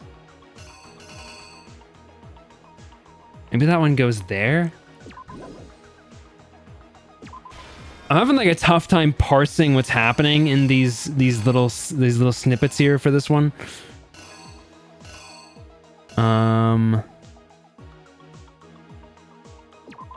I guess that's this raising the knife, right?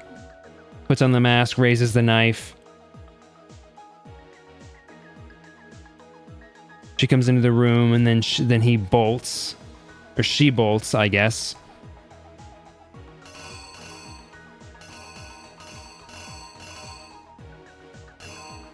And then puts the mask on the dead body.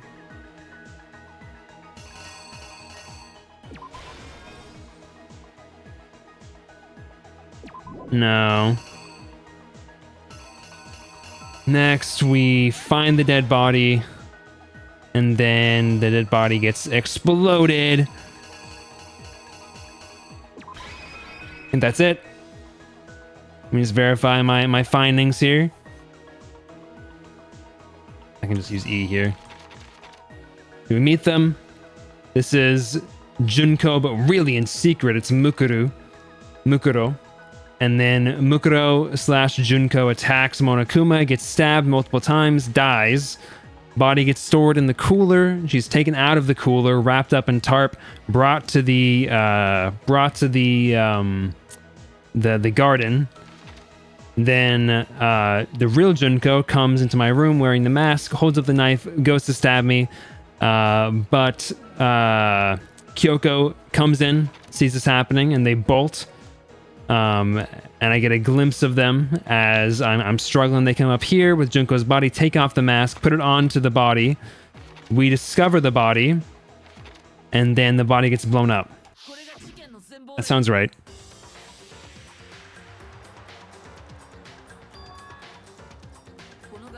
We met the ultimate fashionista, Junko Enoshima, right after we all arrived here. But that wasn't the real Junko. I wonder what was actually wrong with Makoto. Like, was he actually sick? I don't know if they ever explain. I think he was actually sick. But how would he have gotten sick? I feel like there wouldn't be any, like, viruses in here, right? Like, unless somebody brought something in. The girl we saw before was actually the 16th student who had taken Junko's place. And that girl's name was Mukuro Ikusaba. and I knew to watch out for her now. But it wasn't long before she died at the hands of Monokuma.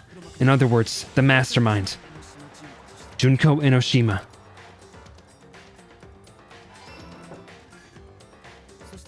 Her body was kept in the biolab, which had been converted into a morgue, until Junko decided to put her body to use.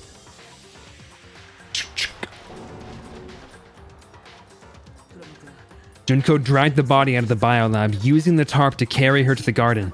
She fabricated the murder to try and frame Kyoko, who'd proven to be one big thorn in her side. Meanwhile, she wanted us all to think Mukuro was still alive and hiding somewhere inside the school.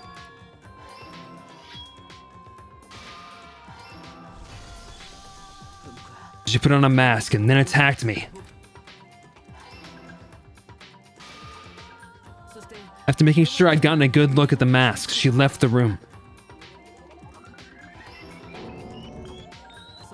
Then she put the same mask on Mukuro's body. This was all to make us think the person who attacked me and the corpse are one and the same.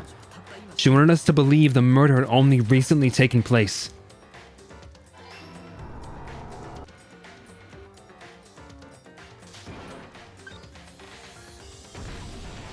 Okay, well, I will say, one thing else I still don't really grasp. Where was the effing bomb? Was it just on the body somewhere? Like, it's a circular bomb.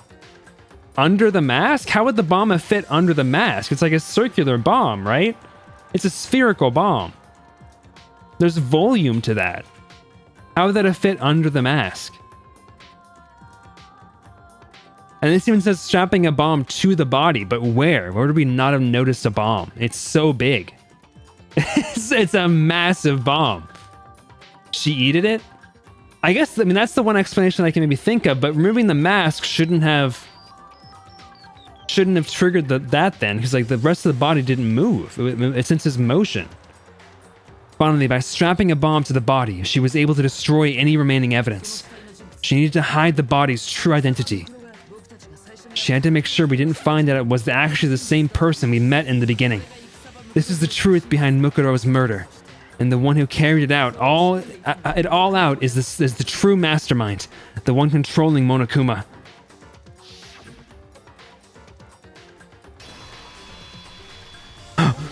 The real Junko Enoshima.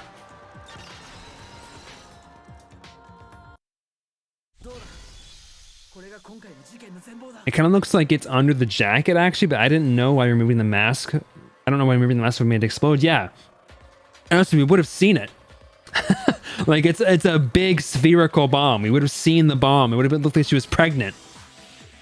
It's her boobies. She did not have a chest that big though. That's the whole story behind this incident. Well, what do you have to say to that?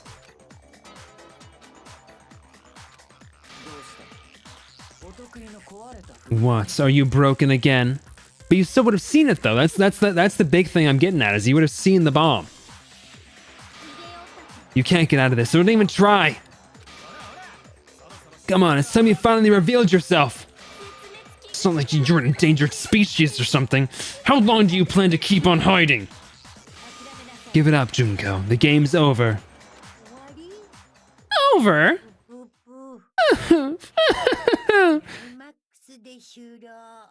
Did you really think the story would end once we reached the climax of the case? Wrong! There's still plenty more to go!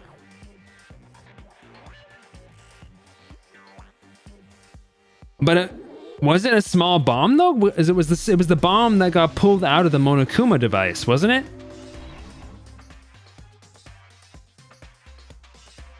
How'd she get here? She really did use a substitution jutsu. Okay. This is an interesting voice. We have been waiting so very long for peasants like you to appear. If you swear your fealty to us, we will reward you with half of the entire world. We've drawn up the deed already. We will grant you honor, status, and some of our home cooking. Have you made your choice? Will you serve under us? No thanks. Oh, did you think I was being serious? Sorry, I was just messing with you. It's been so long since I've had an audience. Even I'm not sure what kind of role I'm supposed to play. This is the mastermind? She's the real Junko Enoshima. Anyway, looks like I've finally been set free. Having to play Monokuma all the time, day after day. It was like I was stuck in purgatory or like a slow suicide. I get bored so easy, you know? Your face! Huh. What about my face? What's wrong with my beautiful face? People have told me I'm cuter than 100 chihuahuas combined. I feel like this isn't the first time I've seen you. No, I do remember seeing it. I'm sure I've seen her too somewhere. Was it?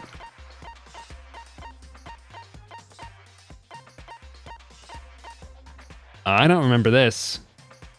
Before arriving at school?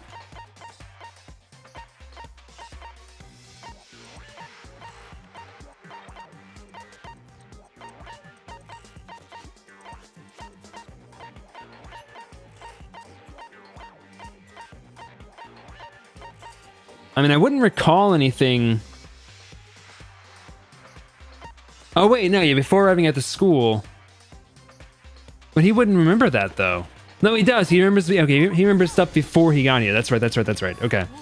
That's right. It was before I ever came to the school. I remember seeing a magazine cover. And you were on it. Wow, you have a pretty good memory. I guess that's why you've made it this far, huh? So I was right. And what you told me in the main hall when this all began. I've seen her on the magazine, on tons of magazine covers, but I feel that doesn't quite match up to reality. Huh? Oh, are we talking about my cover photos and junk? Well, of course. Those are totally photoshopped. Photoshopped? Oh, this is actually so clever. Yeah, you know, edited to hell and back with like computers and junk? Oh, so they aren't real. Sometimes a little lie is necessary to keep things moving along, wouldn't you agree? That explains why she didn't quite seem the same, because she was a different person all along. I'm me, and Mukuro was Mukuro. She tried her best, but there's just no way she could have passed us as the ultimate fashionista. Two people can never become one as long as the walls of mind and body exist. Not even if they're twins.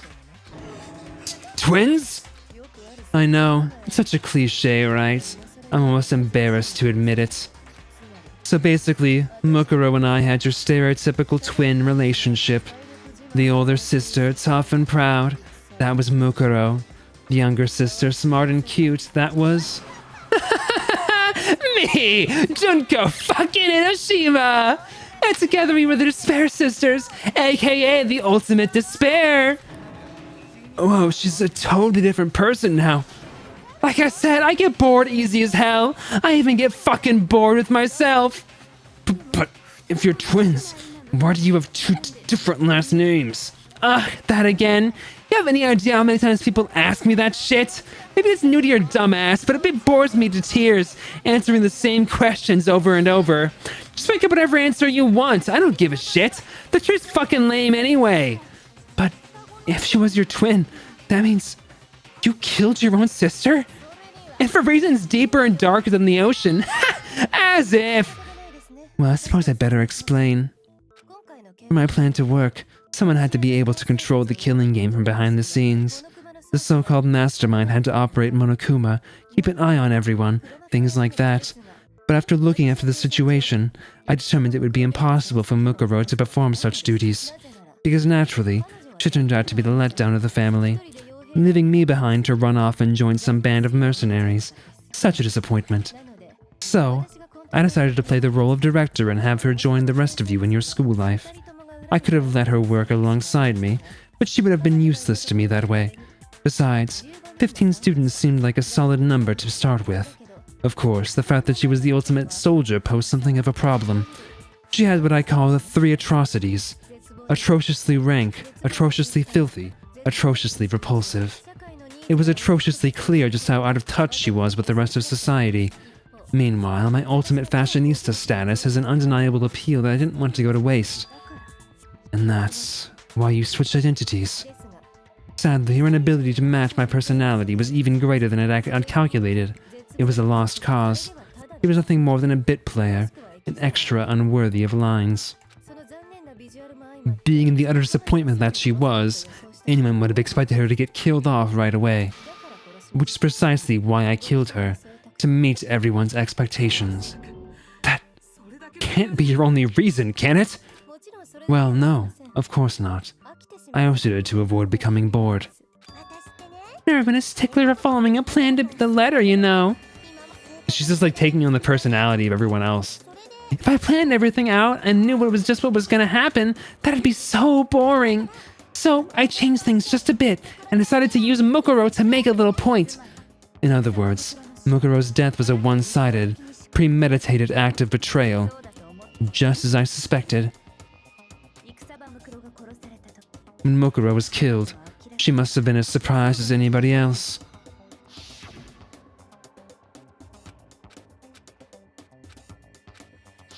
God, that little detail too. Interesting. Oh, I love that. So you figured it out? Well, you're right. There's no way Mukuro could have pulled off such a convincing performance. But she did teach you all a very valuable lesson, don't you think? How can you talk like that? You sacrificed your own sister. How does it not even bother you? What? I sacrificed her? That's what got you so hot under the collar? Jeez, misunderstandings sure are scary. We were the ultimate despair, you know, so we never had any kind of hope or expectations. No, I felt despair as long as I can remember. Like I never should have been born at all. When I was born, I cried tears of total despair. So that's why for us, it's not a big deal whether we die or kill. We're just those kinds of people. We can do anything. We've always been filled with despair, so when we do something, we go all the way and live without regret. So you just murdered your own sister and didn't think anything of it? That's not true at all. We were twins. How can I not be sad? That's why it gets me so excited. Huh? Killing my precious sister with my own two hands. That act is filled with so much despair, you can't help but put a super in front of it. It's like super, super, super, super, super despair. No, more than that. Super, super, super, super, super, super, super, super, super, super, super, super, super, super despair. It just feels so good. What the hell's wrong with you? And my sister too. In that moment of death, I think she must have felt that despair. After all, to be murdered by your own sister, and only as an example to someone else, she must have died feeling such excruciating hopelessness. I'm so jealous of her. Super jealous. I knew you couldn't be just some ordinary person. You're some kind of abnormality. Turning your own despair into some kind of fetish. Abnormality doesn't begin to describe it. Like, Genocide Jill is crazy for sure, but this is a whole other level of nuts. You're saying I don't compare to some lowly beast that can only kill the weak, right? So I'm hopelessly attractive, hopelessly brilliant, hopelessly athletic. I'm the hopelessly perfect ultimate human. No, I don't think there's anything perfect about anything you just said. Yeah, Master's way more perfect, because on top of everything else, he's got that noble blood. Huh? Don't you mean had that noble blood? What did she just say? What do you mean by that? You still haven't figured that part out yet? Man, you guys are so slow! You haven't even solved all the mysteries, and yet here you are, yapping away! Are you talking about our memories? You've already solved this mystery, right? I'm the killer, so how about the next one? Maybe you could solve the riddle of your missing memories. Then you can start gloating. Damn straight. That's exactly what we're going to do. We're going to solve all these mysteries. And then we'll have our victory. I can't wait. Alright, let's just get straight to the point. What memories did you steal from us? And the group pictures were taken. And those interviews. It must mean... I got it. It must have something to do with our entrance exams. No fair, let's give us a hint. Your brains are like sponges, all drippy and leaky. I already gave you a hint before. All memories you lost share something in common with a few other things. Do you recall? Thinking back to what Monkuma's told us. Memories that were stolen from us and what they must be related to.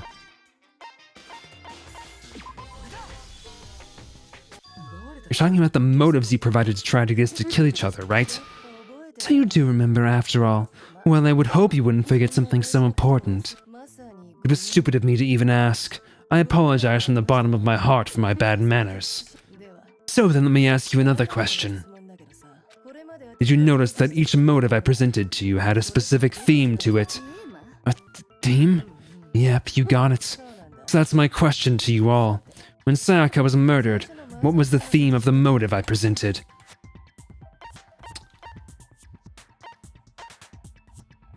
That one was human connections, right? It was like our connections to other people. The driving force behind the motive you presented us with that at that point was human connections. Ding, ding, ding, you got it. Remember those DVDs I gave you guys? Each video showed the total destruction of your most important relationships. For example, your family. For example, your friends. I ruined all those relationships and showed you the results. It was to motivate your desire to escape and kickstart your urge to kill. But still, what a cruel thing to do. You're the one that did it! Yes, well, I'm perfectly happy to accept your disapproval. Okay, time for the next question. So, what was the theme for the second motive? Past. It was our past, right? Yay! Makoto got it right again. That time the theme was...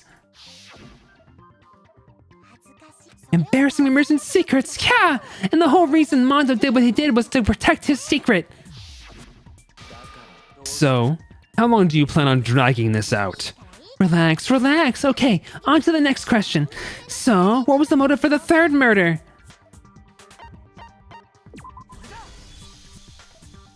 It was money, wasn't it? Greed. Seek and destroy! Hell yeah! He got it again! God damn straight, it was money! So let's go to Fumi and Taka for a little personal gain. Her greed led to all kinds of death and destruction. What's the point of all of this? Why are you making us go through this case by case? Don't worry, sweet cheeks. Just one more to go. Now, can you tell me the motive behind crazy-ass Sakura's crazy-ass death?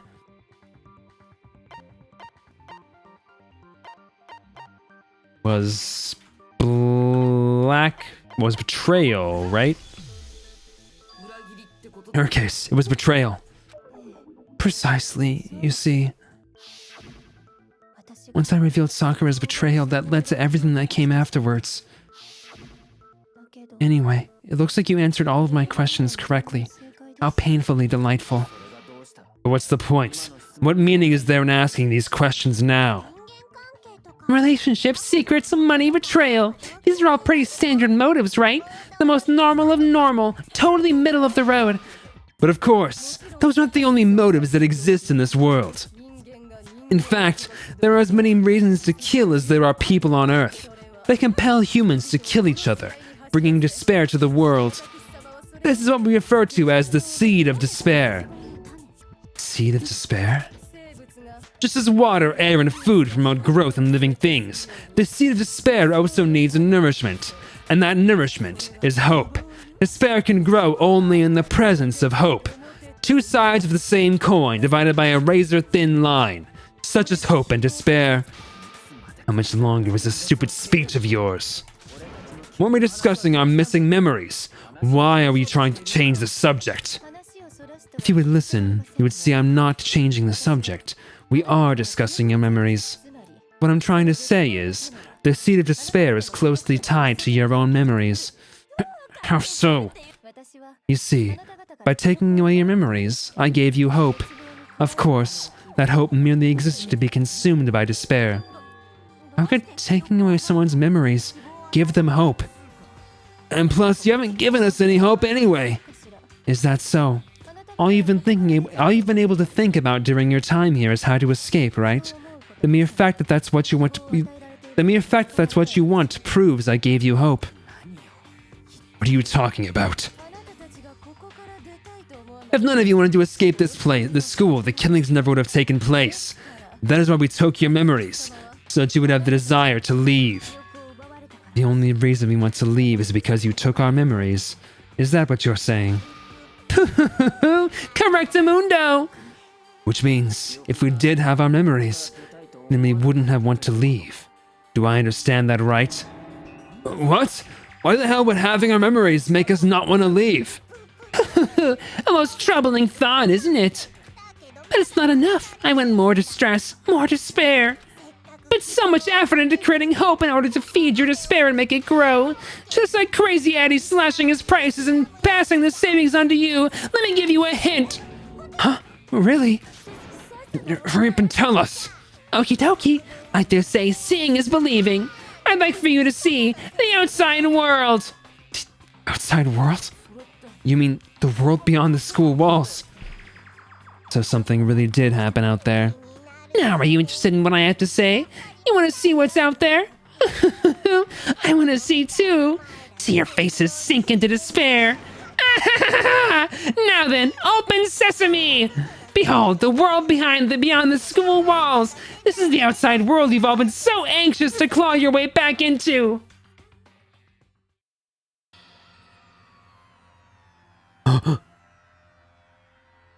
Wait, I've seen this before. I've seen this before. I've seen Monokuma on effing statues. I've seen this. Yeah, I've seen this before. What the heck? I don't know. I thought this was like a bit. What is this? What the? Dangerous. The world has grown so very dangerous. That's what this means. What are you talking about? None of this makes any sense. I mean, it's kind of the perfect thing, 'cause I would never have thought that was like the ending, like the big reveal. What am I looking at? This is a scene from a movie or something, right? What you just saw, all of you should recognize it. We should recognize it? What about it should we recognize? No, Josh! Welcome in. This whole thing is insane. That world is locked away within the memories that were taken from you. If you can't remember, please just try. Do your best to try and recall. Better kick your brains in the ass, 'cause it's up to that gray lump whether you live or die. I don't remember ain't a fucking excuse no more, 'cause now it's time for the final class trial.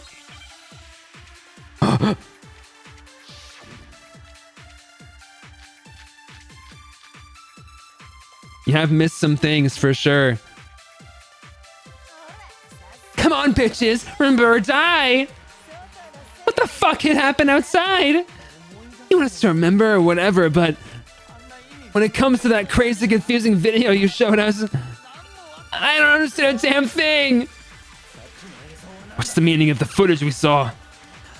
Is this another one of your practical jokes? I mean, you're telling us to remember, but what am I supposed to be remembering? If nobody can remember anything, this is the end for all of us. What other choice do we have? what are the crazy things that happen? How do you feel about it? So the crazy thing that was happening, I kind of figured this out a little bit last stream, but there was one fewer body than there should have been. So somebody who supposedly died didn't die. It didn't happen quite in the way that I thought it happened. I thought like, here's the theory that I thought. Here's what I was thinking last stream, right? The theory that I had was that somebody pretended to die but didn't. And so we thought somebody was dead and they weren't actually, and they just after we were all done, we went to the class trial and all of that, they left, right? And there were two people controlling everything, so that's how that worked. So Monokuma was being controlled by the other mastermind, while one of the other mastermind was supposedly dead.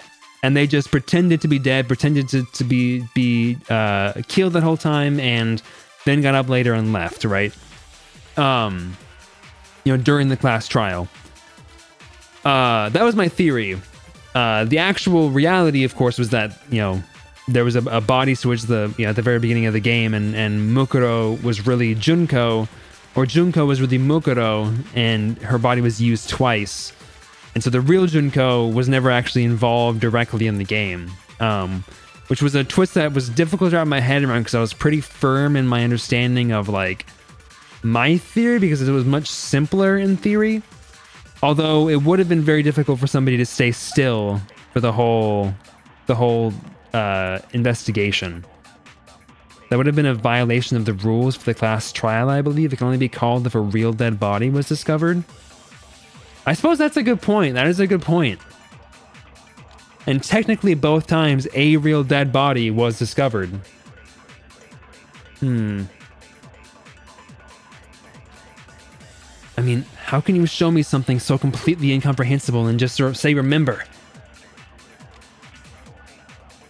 Well, I don't think... Did he even actually break the rules? He broke the rules by claiming Makoto was the murderer when he wasn't. But I don't think he technically broke the rules by having a trial for the body being discovered, because I don't think there's a rule that has to be a unique body. They found a body, technically. It was a dead body. They found it. And they hadn't actually, even if it was like it had to be a unique dead body, there wasn't a trial for Junko, so it would have still been unique, technically. I mean, how can you show me something? How can she show me something so completely incomprehensible and then just say remember? I mean, every one of us has lost our memory. It really is hopeless after all. Except for Genocide Jack, potentially. I didn't think this was going to come into play. Oops.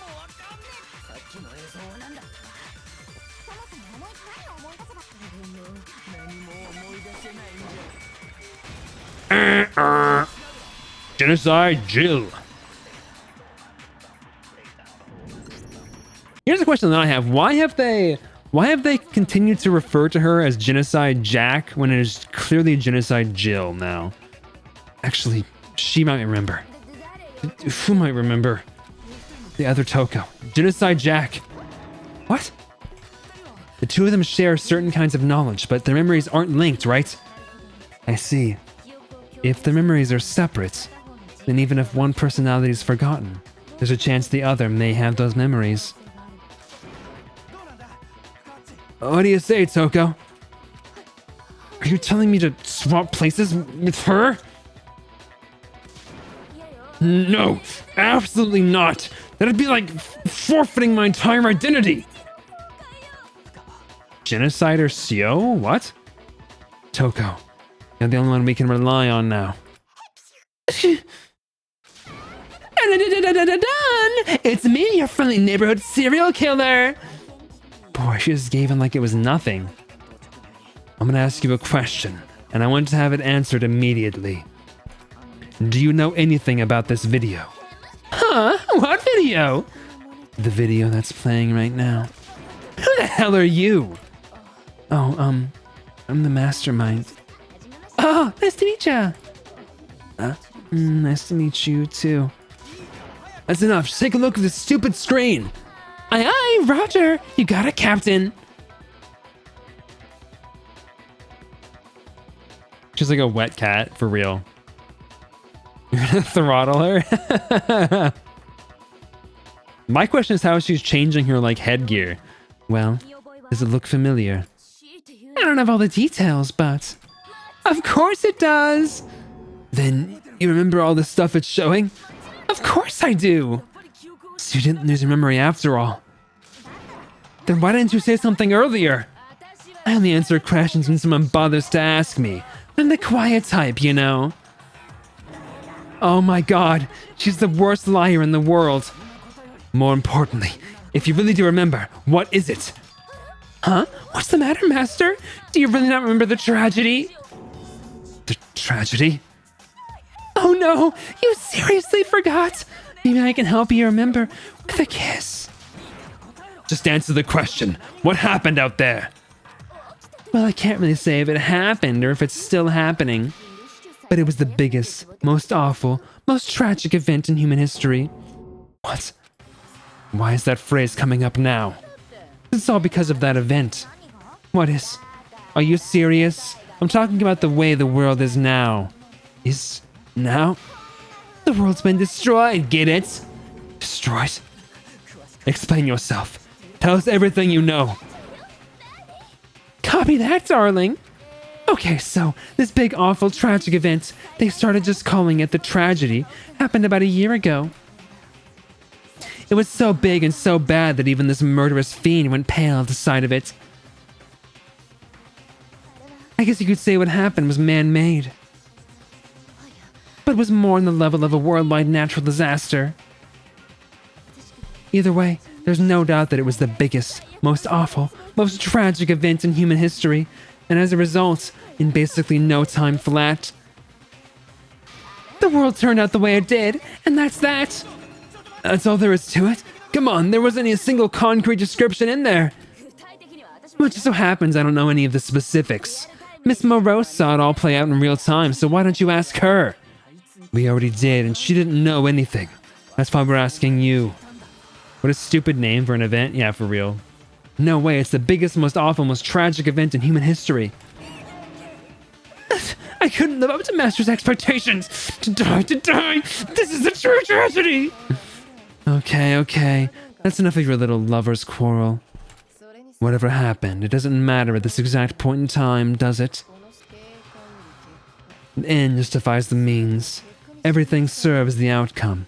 In other words, the world is ended. That's the most important thing. How can the world just end? It's the world!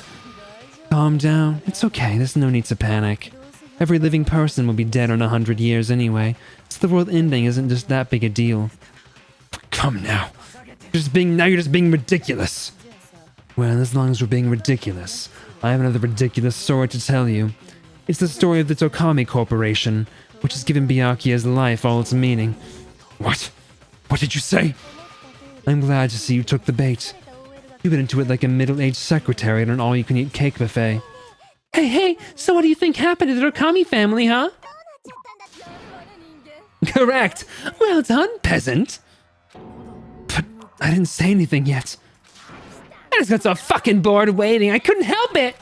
Even if you're wrong, eventually you'll figure it out, right? Till then, you're just going in circles. So no matter what you pick, you get the right answer. Pretty innovative, don't you think? But do you think it might be a disease? Getting bored so easy, I mean. Don't you think I might be sick? Anyway, like I was saying, Byakuya's entire lineage has been totally annihilated. What? What the hell are you talking about? I can confirm that his entire family has died, even the distant relatives. The Tokami name has perished. Stop with these idiotic jokes! Stop? And said with such authority, a peasant would dare challenge us, the avatar of divine punishment. You must learn your place, present. You are no longer the ultimate affluent prodigy. They couldn't possibly be gone. The Togami family is destined to guide the world. Well, there is no world anymore, remember? It got fucked a full year ago. Hold on. That doesn't make any sense. Huh? It don't make sense. There's no way that happened a year ago. I mean, we only came to this school a few weeks ago. If some kind of world-ending event happened a year ago, then how do you explain the totally normal world we were living in up till then? Have you considered the possibility that you're mistaken about that? Yeah, come on, man. This is like level 0. Even Kyoko was taken. What do you mean? Mistaken? Well, if I'm understanding you right, it sounds like you think the tragedy happened a year before you arrived here. Well, yeah. I mean, like you said, we just got here a few weeks ago. Few weeks ago? Oh, I get it. You're saying that what happened 2 years ago actually happened more recently, right? Huh? 2 years ago? Well, I mean, you guys all started attending Hope's Peak Academy 2 years ago. Wait, what? 2 years ago? What is that? Huh. The hell is that just chick trying to say? I understand why you have trouble accepting it, but in the end, you can't deny the truth. And the truth is, everything is cause and effect. Deny that, and you may as well give yourself up to God. So, you must surely understand all the hints I've given you so far, right? What are the memories I took from you? Come now, answer us! Answer with all your heart and soul! How are we supposed to answer? I just don't know what's going on anymore. Oh, we have to answer somehow. If we don't, everything ends right here. Memories that were stolen from us. What Junko says is true. We first came here 2 years ago. The rest of us only remember getting here within the last few weeks or so. It's the memories she took from us. If we accept what you say is true, then we've all lost our memories of the last 2 years after coming to this school. No, I mean, no matter what anyone says, another correct answer. Well done, peasants. Seriously? This routine again? You've lost 2 years worth of memories? That's right. You've already spent 2 full years here at Hope's Peak Academy, and that entire period of time is precisely what you've forgotten. I don't remember the last 2 years of my life? That's not possible! I want to think that too. I don't want to believe it. But that's nothing but our desire. I don't want to believe. I want it to be impossible. But if it's the truth, then we have to accept it.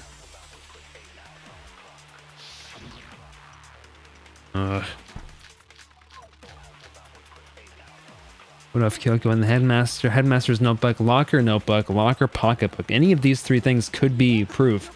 2 years worth of memories. I could never lose something like that. You've been living here for 2 years? Hell no, that's impossible. I mean, I haven't gone to any awesome school events or anything. I've never gone to a single class. I need the locker notebook. Too late. This is all just surreal. If 2 years have passed, how freaking old am I? I was just thinking that, yeah, they're all like 2 years older than they actually think that they are. Does that mean everybody's at least 18? Is this game not problematic in truth and actuality?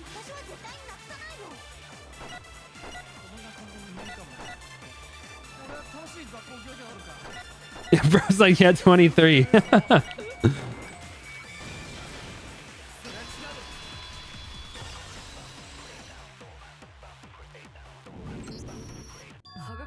Hiro, there's something I'd like you to take a look at.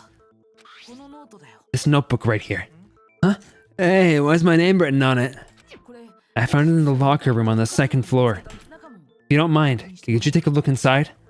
Sure, whenever you want, but I've never seen this notebook before in my life. What's Is something wrong? Sheepy told me there would be maybe 2 hours left to this game. As always, Sheepy lies. It's kind of similar. No, even more than that. What the? This is absolutely my handwriting, without a doubt. But how is this? I don't even remember ever writing in this thing. No way. It looks like you actually did attend class here at Hope's Peak, but somehow you forgot all about it. Never trust Sheepy. Lies. It's all one big lie. I don't want to believe it either. But there's also no explanation for this pocketbook. Huh? And whose pocketbook is that? It's mine. And the handwriting inside is also mine. There's no doubt about it. But just like Hiro, I have no memory of ever writing in it. And the reason for that is the 2 years of missing memories. After seeing all the evidence, do you have any choice but to acknowledge the truth? Isn't it just desperately dark? The mystery's solved, but it's all like a gosh damn funeral in here. Shit, man! I've never been to a funeral. Hell yes! 2 years of school life. How many moments of blossoming youth have you missed out on? How many fun classes? How many school events? This was your chance to build lasting friendships, right? And on top of that, something tragically sad happened 1 year ago. The biggest, most awful, most tragic event in human history. Right before everyone's eyes, the world came crashing down. You absorbed all that despair, but then you forgot it all. And once you'd forgotten, you made the choice to subject yourselves to this killing game. Oh, and there's one more thing. To be even more precise, the memories you all lost were... Actually, never mind. I'm bored. Explaining stuff is boring. What? You're bored of this world. This is my favorite one. I love the pose she's doing here.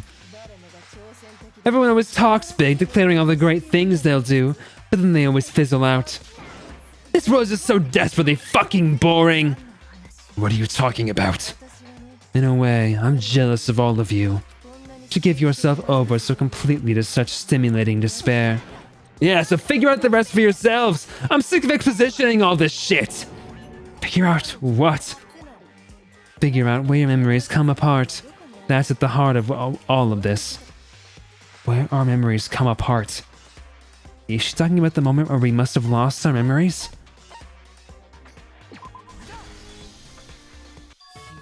The moment I lost my memories. I can't think of any time other than that day.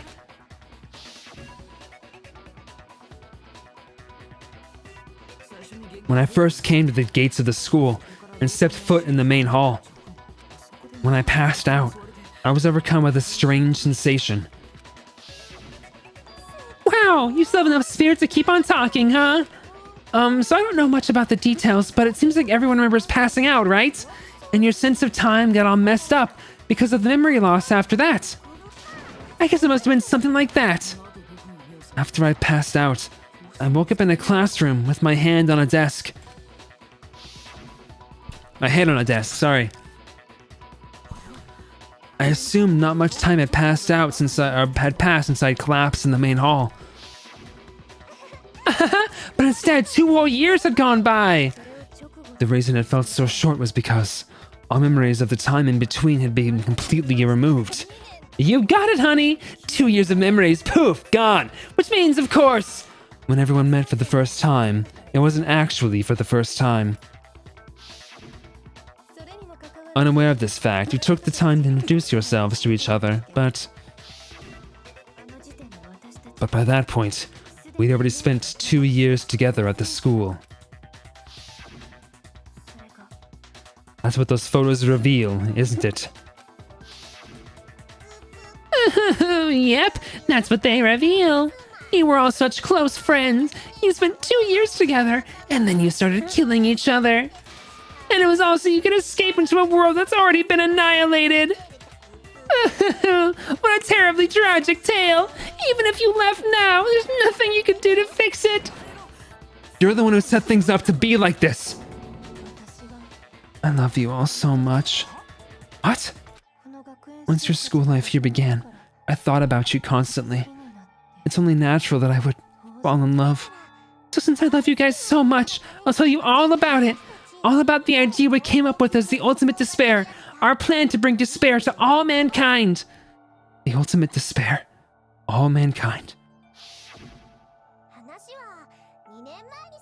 Okay, I need to take a break really quick and run to the bathroom and drink some water. I've been talking for like 2.5 hours. I'll be right back. Go to the bathroom if you need to. I'll be back in like 3 minutes.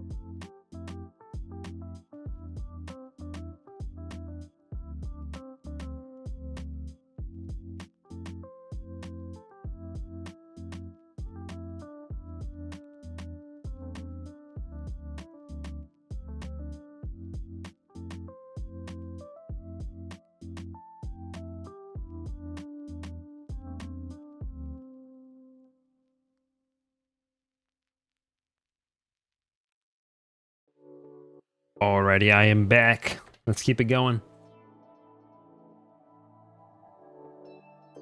Get that music off. Let's go back in time 2 years, okay? Back to when everyone first came to the school. This is a cutesy voice. School life during that first year overflowed with hope and happiness. Oh boy, it was just the worst. Excuse me. Everyone was enjoying themselves so much. You were all having the time of your lives. But that couldn't last forever, of course. The peacefulness only made it through that first year. Because after that, an event unfolded that hammered a soul-crushing despair into all of humanity. Thank you for the hydrate, Easy. The biggest, most awful, most tragic event in human history. The tragedy. All too soon, the world's days of peace came to a bloody end. And as you can imagine, the school was no exception. The tragedy even made its way here, leading to the extermination of most of the students. What are you?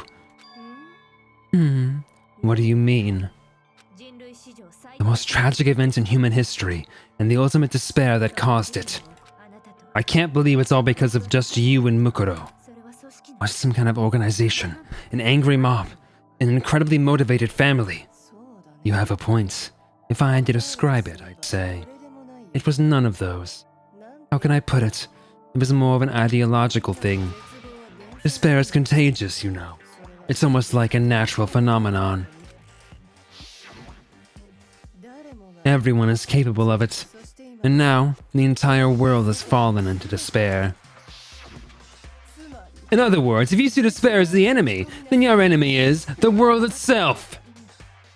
I just don't understand why. We didn't ask you to try to understand. This was a tangent anyway, unrelated to the matter at hand. Okay, so let's get back to the story. Hope's Peak had taken so much damage. You guys were the only survivors. Members of the 78th class of Hope's Peak Academy were the only ones left. And then something super neat happened. Now pay attention, because this is important and I'm only going to say it once. So guess what? To protect everyone who had survived, Hope's Peak was transformed into a shelter. That's right, it was transformed into a shelter. I said it twice. Now, someone was responsible for that transformation, for creating what would eventually become your prison. Do any of you know who that might have been?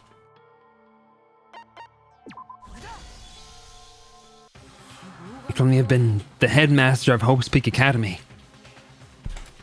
He wanted to turn the school into a shelter to try and protect us. Protect us from the despair and tragedy taking place outside. That's why he asked us to make that promise. To say that we were willing to live in this school forever. We believe he had something like that in mind, yes. If you, the collective hope of a new generation, could survive, maybe the world could have a fresh start. Yeah, the headmaster put that much faith in you. Because we had the same hope.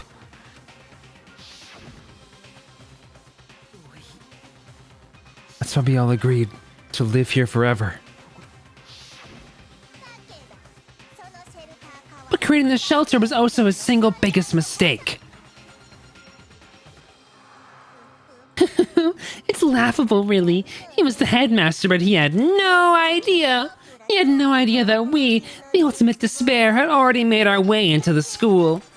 So what was supposed to be a shelter to keep you safe became a cage that made it impossible for you to escape despair.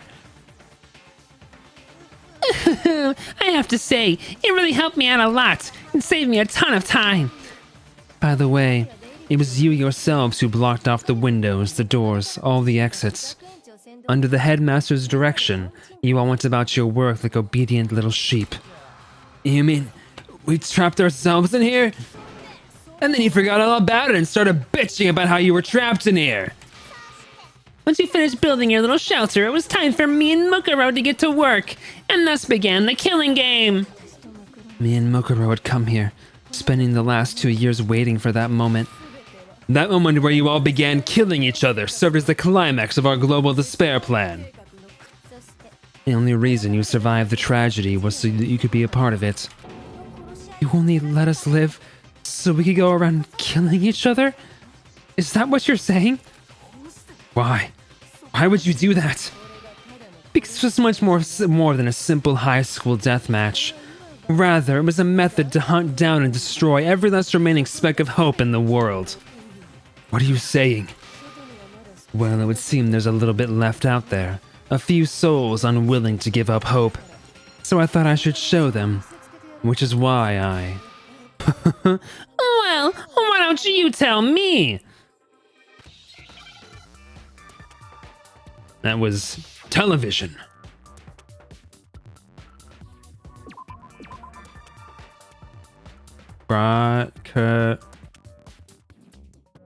T-R-I-C-K. T-R-I...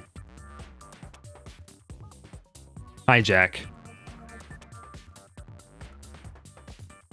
Give me an H. Give me an H. Give me an H. Give me an H. It is hijack, right? Give me an H. Give me an H.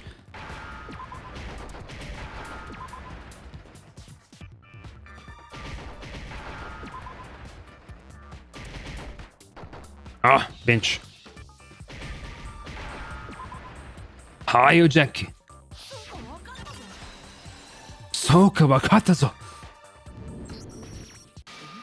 Talking about you hijacking the airwaves, aren't you? Uh-huh. That's exactly what I'm talking about. To show the world the murders taking place at the school, which was meant to be a symbol of hope. That was the whole point of the ultimate despair! When I said climax, that was what I was talking about. The world watched as you fell into despair and began to kill each other one after another. Despair is as contagious as any disease. Any hope left turns to despair. Isn't the power of television just amazing? By the way, since we started broadcasting, a whole bunch of people have tried to come and rescue you. Are you serious? But utilizing the heavy weaponry I installed around the school grounds, I had no problem expelling them. You expelled them? I have to thank you all. They were a relentless bunch, refusing to give up on hope and trying to force their beliefs on the world. But in the end, I was able to give them the final despair, death. So you just used us to bring despair to everyone in the outside world? Well, sure, but I also gave you a second chance at life, right? So it's like give and take. Give and take? You're so full of shit! And there's a reason I chose you guys to survive when all the other students were dropping like flies. I mean, we built up 2 years of memories together. You were all my treasured classmates. Sorry, that's a lie. I just figured you'd despair even more when you found out a friend had betrayed you. And that's the truth, which is what you wanted, right? So, does it make you feel utterly lost and hopeless? You solved the mystery but despair at the truth, right? Don't tell me. Did you seriously count on the possibility that we would solve your mystery? And if we did, then what? Our final desire for creating this world of despair was so we could experience one last class trial. If you were bold enough to solve the mystery, only to discover that the truth was utterly hopeless, how would you react? What would you do? See, discovering the truth doesn't necessarily lead to a sense of hope. Truth can be full of despair too, like right fucking now. Truth, full of despair. That's not to mention, all those motives I talked about were totally meaningless. I mean, with the world having ended and all. Meaningless? Then we've been murdering each other for nothing? And think about it. You chose to lock yourselves up here and started murdering each other to get out. We weren't just random strangers either. We were classmates. We'd spent 2 years together.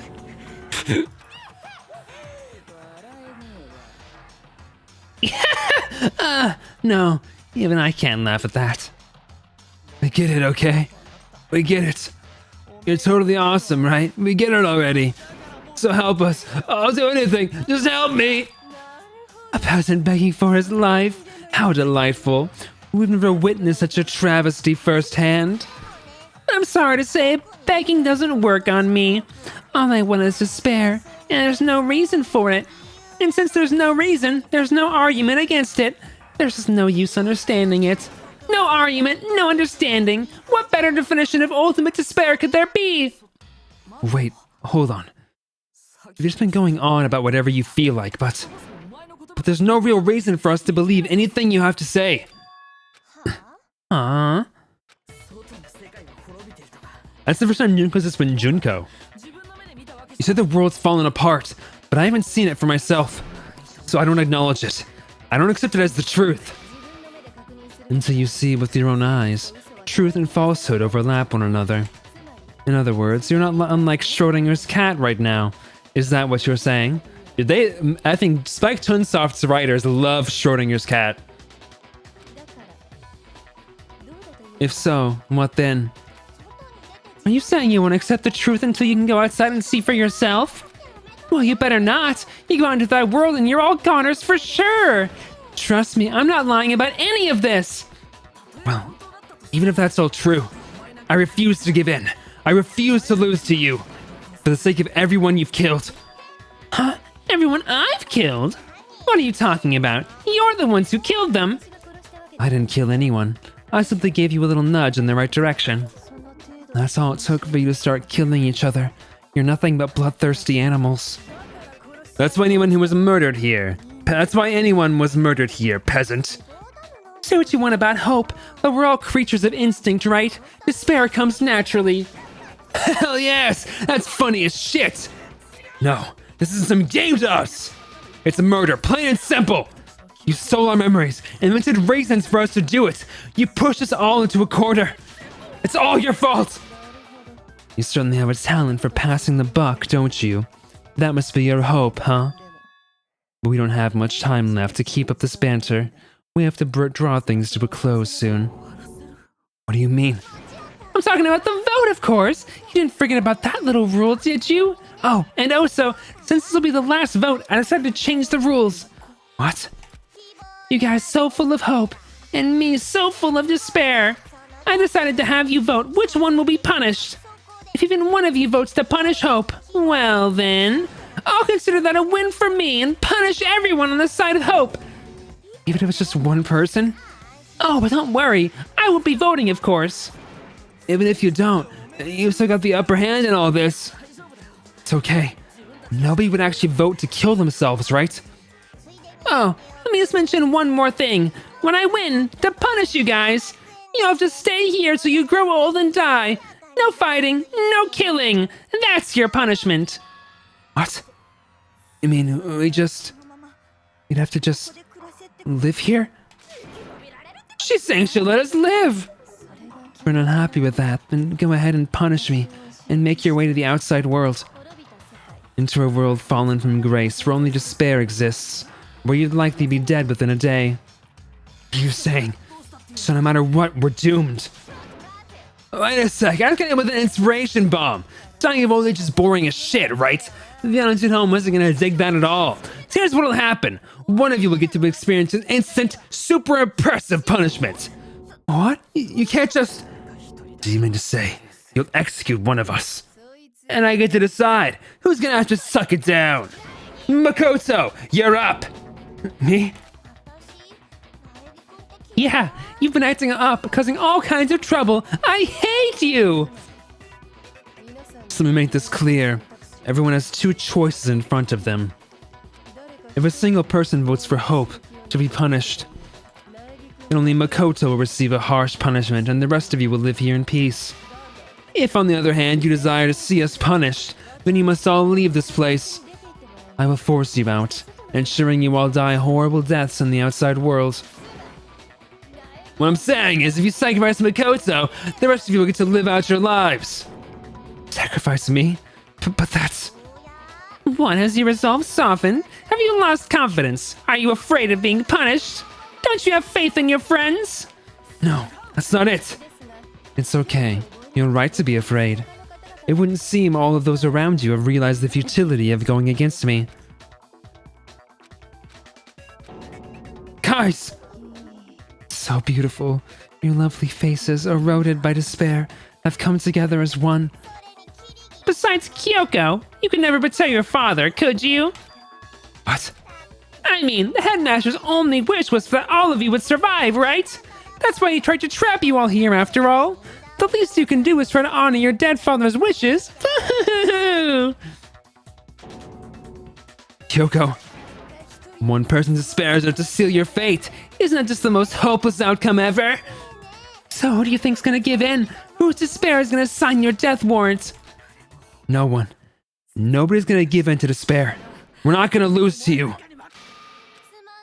So boring. Step until the very end, huh? Well, that's fine. Then let's just hurry up and get it over with. It's time for the final vote. Everything will come to an end. Your stupid hope. And your stupid life. The final vote. This is it. The ultimate confrontation. I have to show everyone. I have to make them remember. I have to convince them not to give up. To live in despair. That's not really living at all.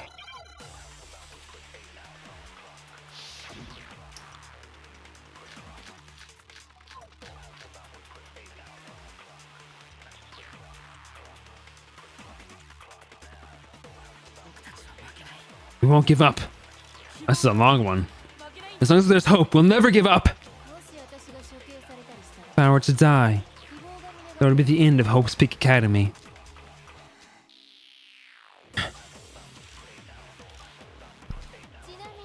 By the way, the air outside is totally polluted, you know.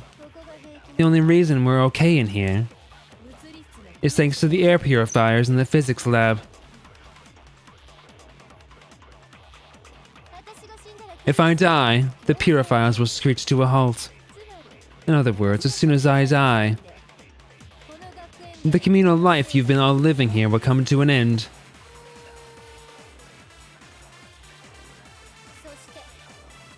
All of you will have to leave. You will have to go into the world outside where only death and despair are waiting.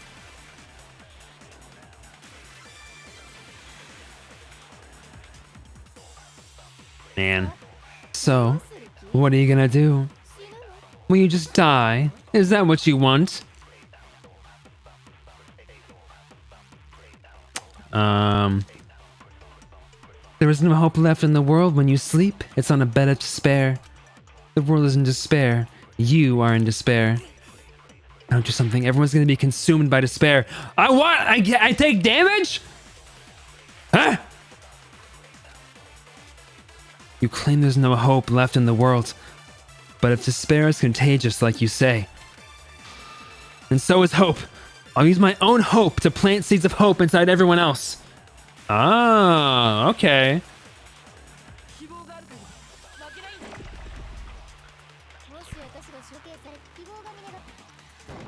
I miss!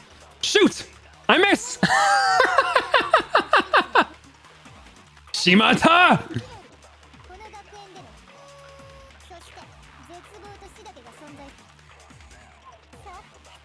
Sakurai!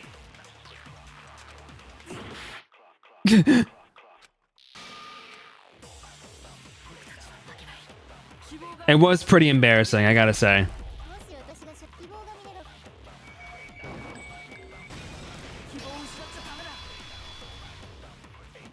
All my fortune-telling senses are telling me not to leave this place. Ah! But to live means moving forward, right? So even if it's hard, even if we're scared, we don't have any choice, do we? I want to keep on living. I want to open the next door. There must be something new waiting for me. So that's why. No matter what, I need to get out of here. The whole fortune-telling thing doesn't matter anymore. What matters is my own gut feelings. Let's go. We won't give up. As long as there's hope, we'll never give up. I've decided to have faith in myself.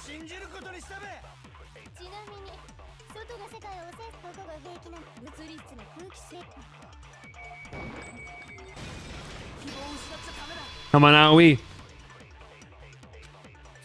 I've been thinking about all this, and I was thinking, at a time like this, what would Sakura do? You only get stronger by taking adversity by the horns. Confront that thorny path with enthusiasm. That sounds like something she'd say, right? No. And that's definitely what she'd say. Which is why yeah. I've made up my mind.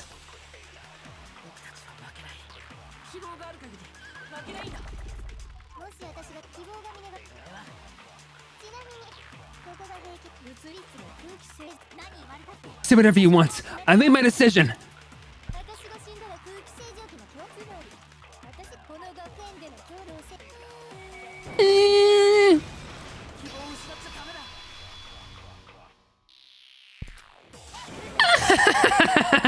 I don't care either way. I'm fine with whichever one is more interesting.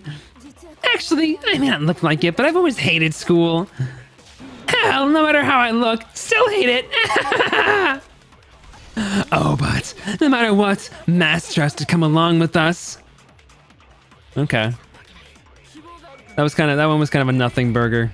I don't really care too much about her coming with us. She could stay here if she wants. Same with Byakuya. If I can keep on living as long as I have my master's love.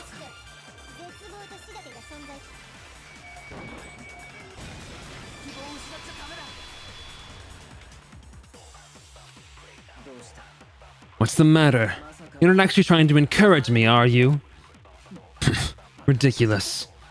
It never even crossed my mind that I might give in to despair. But don't misunderstand me. I couldn't care in the slightest what happens to you. I just have to keep my word.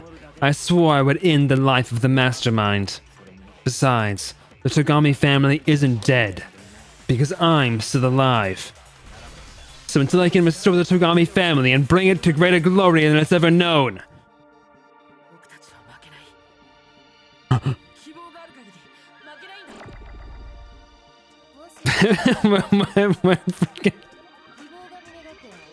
I hate to interrupt the music. Togami just said, Byakuya is just like, Remember, I have to leave this place so I can screw lots of girls and spread my seed and repopulate the world with the Togami name.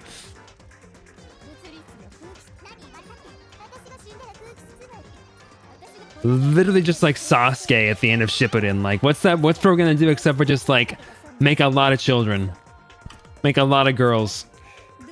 I missed what Byakuya said. We just die. Is that what you want?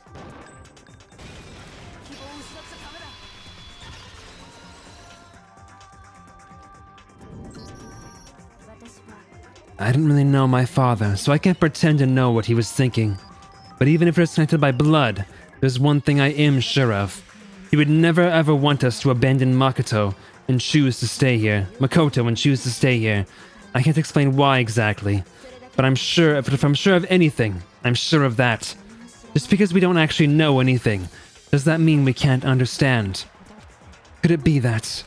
No, never mind. So Makoto, I don't think you wound up at this school because you had good luck or bad luck. I think you came here for a different reason entirely. You came here to bring down the ultimate despair.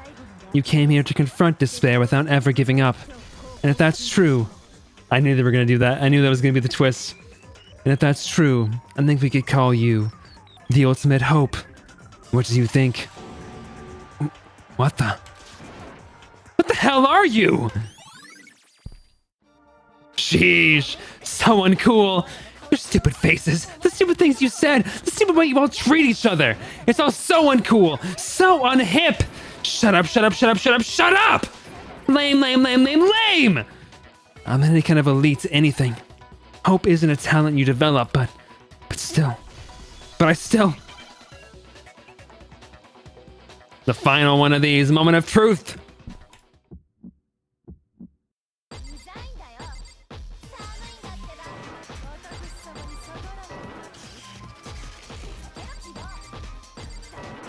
Aye! Aye! Aye! Aye! Aye!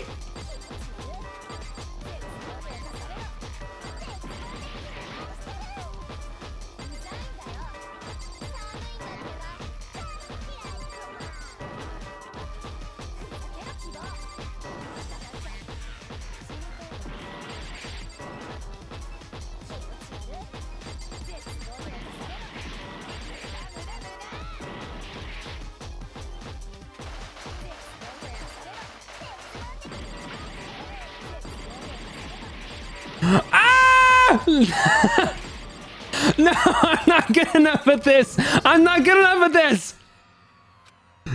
No, no. Has this development brought you splendid despair? It did, didn't it?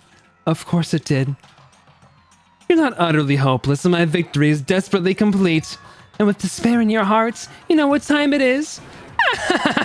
Are you ready? It's punishment time! Boo!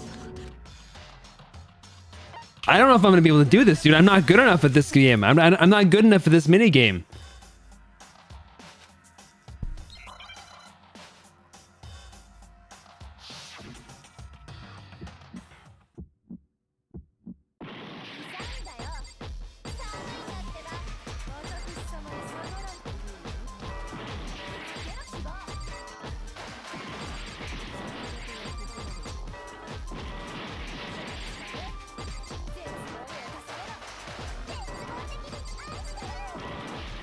Bro, this is ridiculous!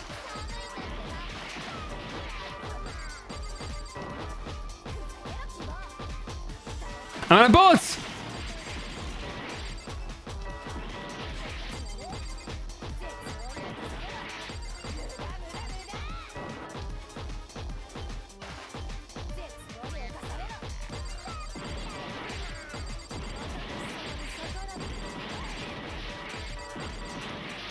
Like, okay. What's the strategy on this one? Because this is completely different than every other one I've done so far. I know, click to the beat, bro. I don't effing. I'm gonna come over there. I'm gonna whoop your A right now. Don't ever say that to me again. It's obviously not that simple. If it was that simple, I wouldn't be having an issue with it.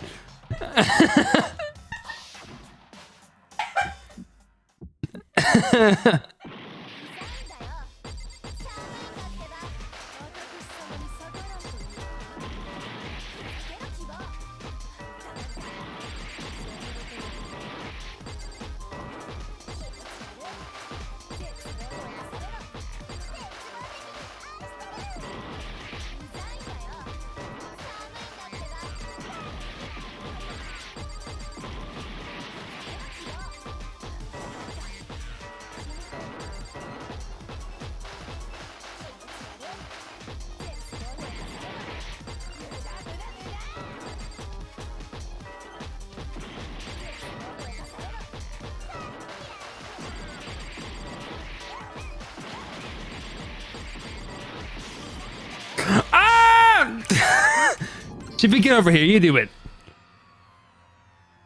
You do it for me. Get over here. Let's see you do it. Let's see you do it, Mr. Click to the beat. Let's see you do it. Oh yeah? Let's see you give it a try.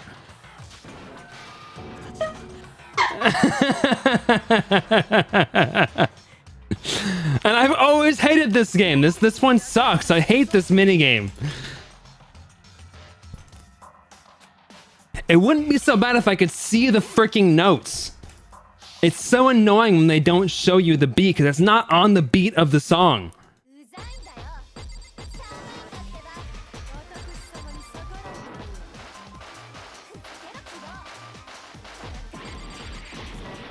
Download Team Viewer.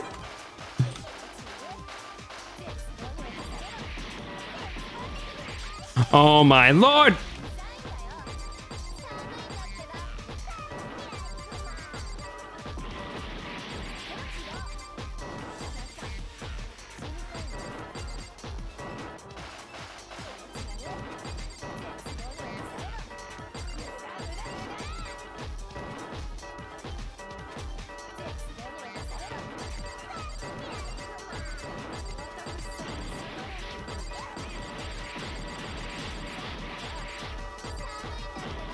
How is that missing, bro? How am I missing?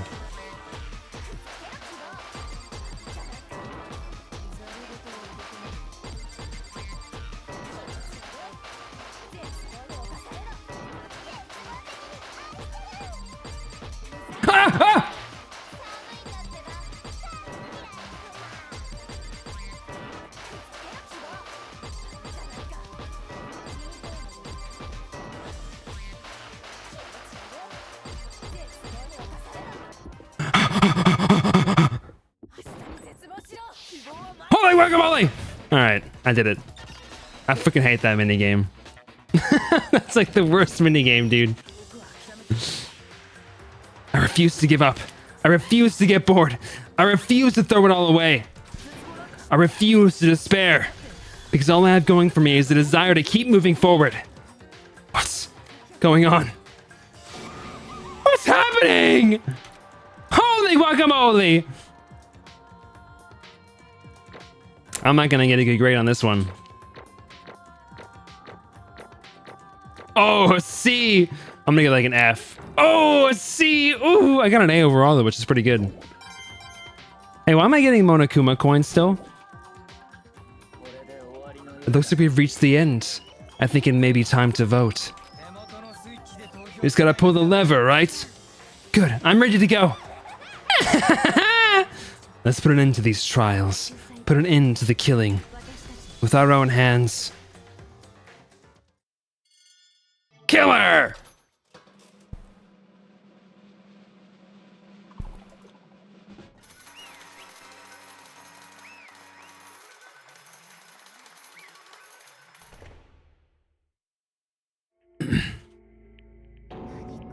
The hell? You've lost, Junko. Chibi, you must have had to like have so much restraint. When I said to you like a couple like last week when I was like, man, it's kind of sad that they killed Junko off so quick. The restraint of a god. I lost? I lost? Me? No way. It can't be. You still don't accept it? Even the ultimate despair herself is vulnerable to the onslaught of despair, it would seem. But there's no use trying to fight it now. Well, that's just... totally the best! Huh? This is despair! We came to this school 2 years ago, created our incredibly detailed plan. I even killed my own sister for it. To come this far and fail at the very end. It's the most ultimate despair! What are you talking about? Don't you see? I was so hopelessly desperate. I was bored of the world the moment I was born. That's why I've been looking forward to this so desperately. This once-in-a-lifetime experience. It is my first and last colossal despair here at the moment of death. To have the chance to chase the highest great despair, the utter failure of my dreams.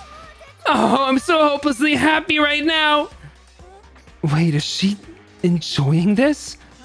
Anyway, so are you prepared to admit defeat? You think I care whether I won or lost? Either way, it doesn't change a thing. Outside is only despair. Inside is only despair. No matter where you go, despair awaits you. That's not true. You're wrong. Huh? Let me tell you this right now. We no longer fear despair. Because we decided to enter the outside world with hope. Yeah, Makoto totally seduced us over to his side. Everyone. You said that despair is as contagious as any disease. But the same is true of hope. All you have to do is look at us to see how true that is. Kyoko. Stop it. I hate those faces you're making. To see those awful looks causes me nothing but pain. Fine. Let me just say one last thing. If you guys want to get all hung up on the word hope, that's no skin off my nose. But just be warned. From this point on, one despair after another will stand in your way. No matter where you run, no matter where you hide, maybe you'll find some hope. But there is a very fine line dividing that hope from bitter despair. Knowing that, you still plan to cling on to your hope. Of course, because we... Shut up! That was a rhetorical question. You interrupted my monologue. I'm almost done though, so whatever. Because it's almost punishment time, right? Do you really intend to go through with this? That was the agreement, right? Hold on. It's not like I want you to die. You don't have to. Stop it! What? How many times do I have to tell you? The act of living me brings me no hope at all. All I want now is to taste that despair of death that you get only once in a life. So, don't get in my way. Stop her. Don't give it to her. This is how the despair of death feels. Ah, so wonderful. Even a tenth of this despair, even 100th. I want every last soul on this planet to taste such despair. I want the entire world to die with that despair in its mouth. Okay, let's do this.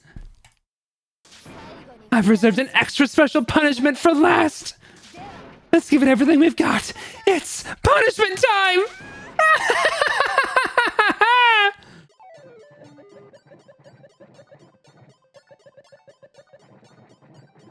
Oh, that's good. That's good. They don't get dragged to where they walk into it on their own accord. Get a rat.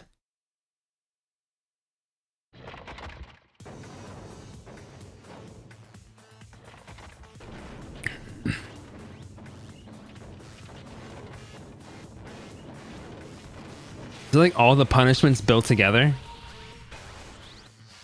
It is. Yep. I can't believe it's over.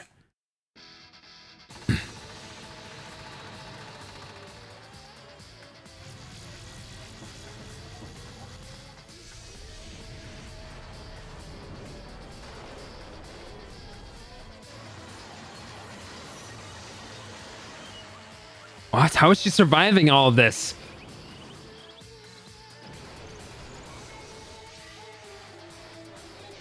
Built different? I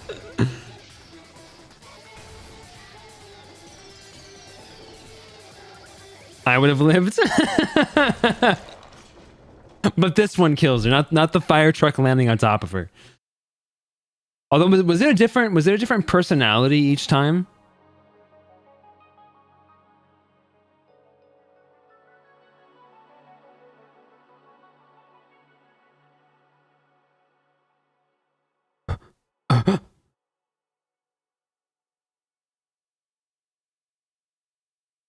And Sheepy for real lied to me about how long this game is going to take.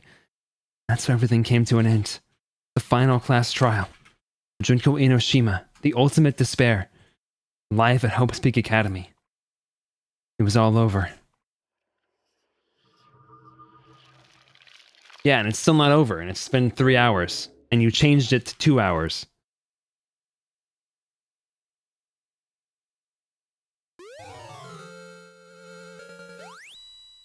You can't be like, well, you know, on the test, I wrote down the right answer first. I mean, I know I erased it after the fact, but I had the right answer the first time. I just decided I wanted to change my answer. You can't, that doesn't work on an effing test. You tell it to a teacher and they're going to be like, well, sorry, this is your grade. But even for saying it was all over. Look, you can see the old pencil marks I erased. Come on! Not like the building exploded or collapsed in on itself or anything. That wasn't the kind of ending waiting for us. Nothing changed. Well, with one exception. The air purifiers turned off. Just like Junko said, they shut off immediately. That was the only difference. Excuse me. Epilogue.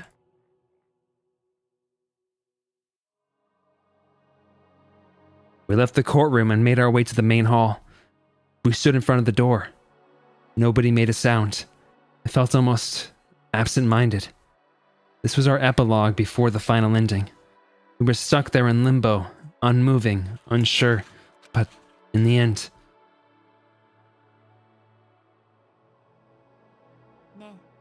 We can't just stand around like this forever. At some point, we need to leave. Don't be surprised, it was Kyoko who broke the silence. Makoto, would you do the honors? Okay. As if awakened by Kyoko's words, I took out the object we'd gotten. Up until the moment of her death, it had belonged to Junko. And in the end, she dropped it before us. But is that really it? Is that really the key to this door? You don't have to read into what she said too much to find the answer.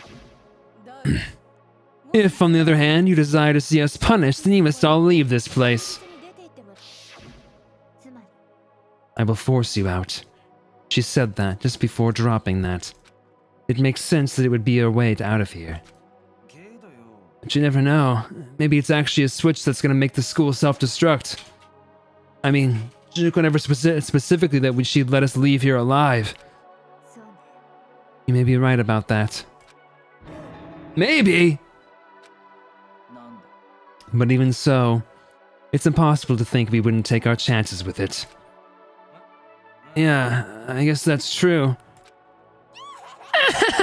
There's nothing to worry about. If something ever happened to Master, I take my scissors and jam him so far up. Uh-huh. Where's the courtroom? Where's the mastermind? It's all over. We're about to leave the school. What? Leave? You can go outside? Then that means me and Master can get married? And then you'll give me a little jewel of a baby? I mean, hey, Byakuya, you gotta repopulate. Please stop. That would be a greater horror than anything I've encountered so far. Anyway, don't worry. I have no doubt that we'll be able to leave here without a problem. What happens after we get out that I'm worried about? But, you know, in the end, I think part of me still thinks maybe when we get out of here, we'll see that everything she said about the world was a lie. That on the other side of this door is a world as peaceful as we remember. A lie. Peaceful as we remember. Well, no matter what it looks like, it's still our world. Sex with a woman. I think I'll stick with men, thank you very much. We're meant to live. Yeah, I guess so. And how do I put this? Unlike this school, the world is really big, right? It's so big, I'm sure there must be some despair no matter what.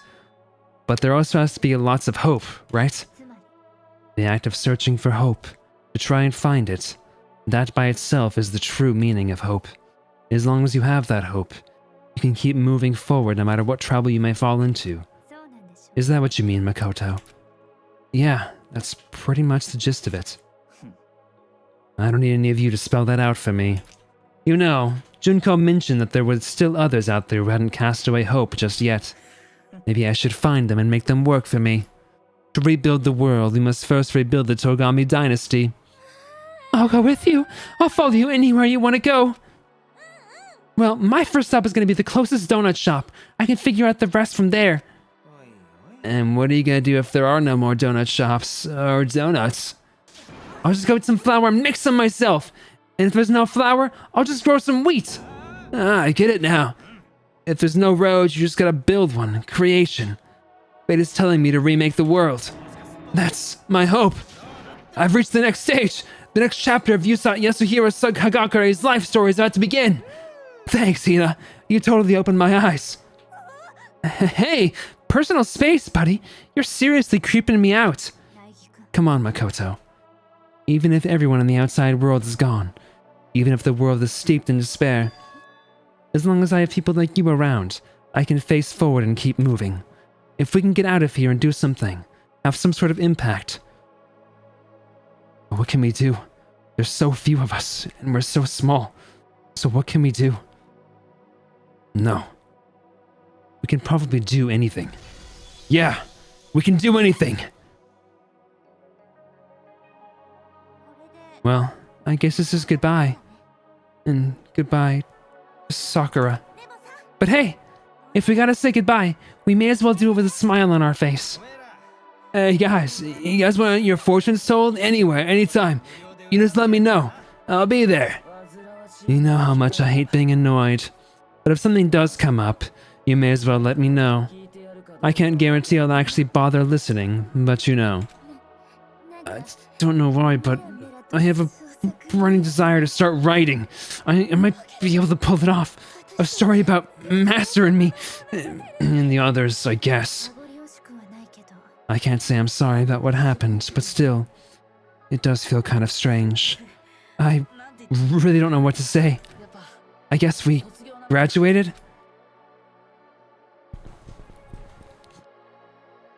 Looks like hope really is spreading. As long as I never give up. I have to push even harder. I'm going to keep moving forward with hope in my heart. Since I have hope, I can show courage. Since I have hope, I can move ahead. The world can move ahead. He does. The door began to open. With my hands. With our hands. Hope and despair mingled together, opening the door to the future. Oh my gosh, that faked me out. I thought they were gonna die. I thought they were all gonna get shot to death.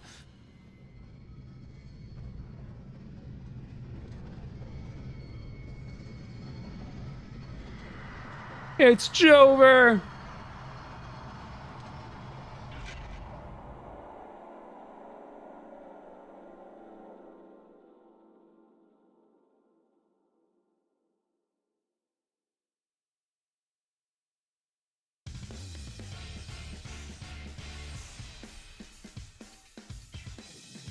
We need to know what's happening outside. What the freak, man?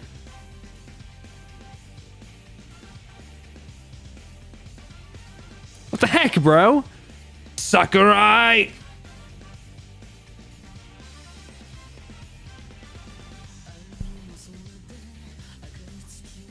Time for two! Well, I was planning to start that, actually. But first things first, I kind of want to watch the funny ending that somebody sent. I think DZ sent it. The funny ending for the like if you chose the wrong answer with Kyoko. But it's so long, is it? It's like 10 minutes, is it?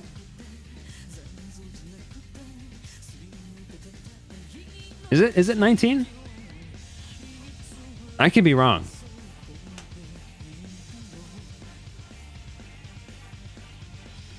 While this is happening, this game was really good. The movie, the plot was fantastic. The actual gameplay, I'm gonna be totally honest with you.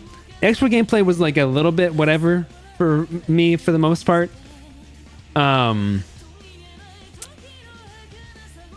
of whatever for the most part. The gameplay was all right. It wasn't bad, but it was kind of whatever. The mini games were kind of, yeah, it's just a visual novel for the most part. I mean, there's more gameplay in this than most visual novels. What gameplay? But the mini games were like, I mean, as you can very easily, deduce, I really did not like the music one. That one I was not a fan of at all. The Hangman one was okay. It was all right. Was there another? Those are the only two mini games, right? Am I missing one?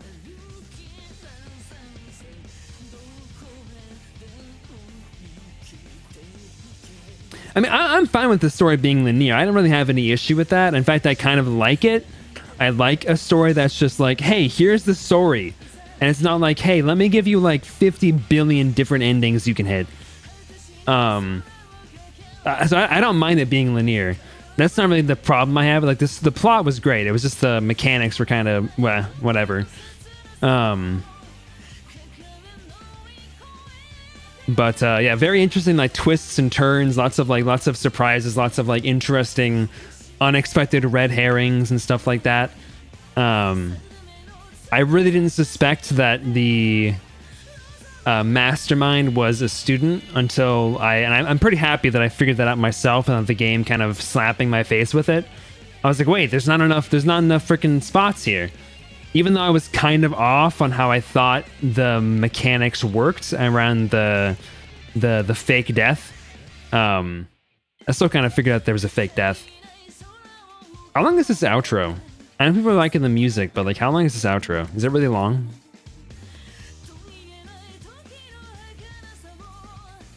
Probably long. Genjunko, you little rat. Alright, sorry guys. If you want to listen to the music, you can listen to it later. Oh! Everybody always mean to me. Interesting. Things are getting very interesting indeed.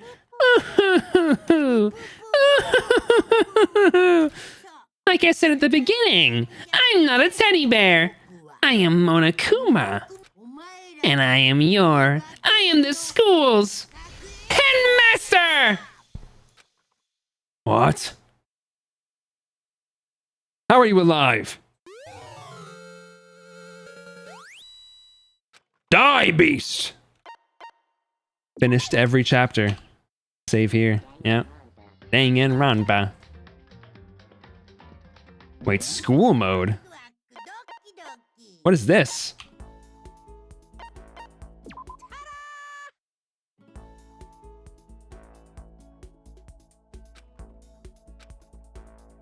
Is this like an alternate universe where nothing bad happens?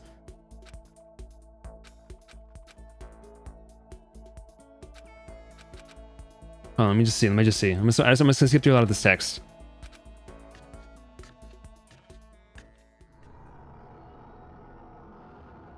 No. That still happens, and then I still end up here. Makoto, are you okay? Huh?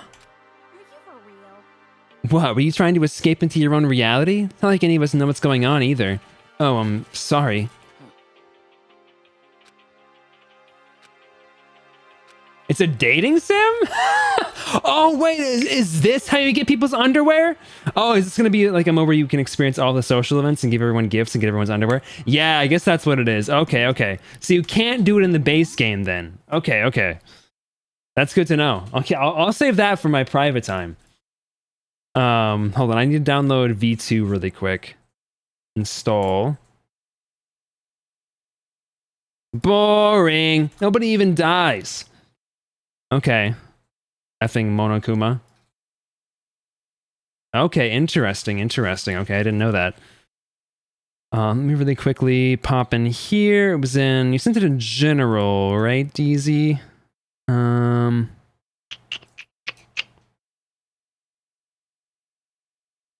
DZ.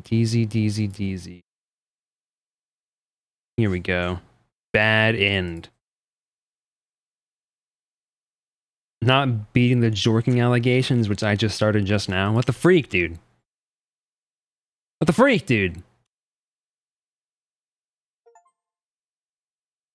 It's only 10 minutes, and that's with skipping to the point of like switching around.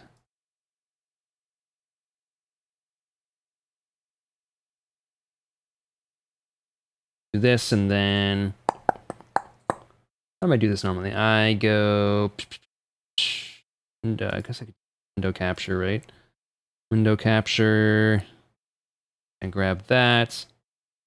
Here we go. Kyoko, you really aren't the killer? Oh, it's even in English. Let's go.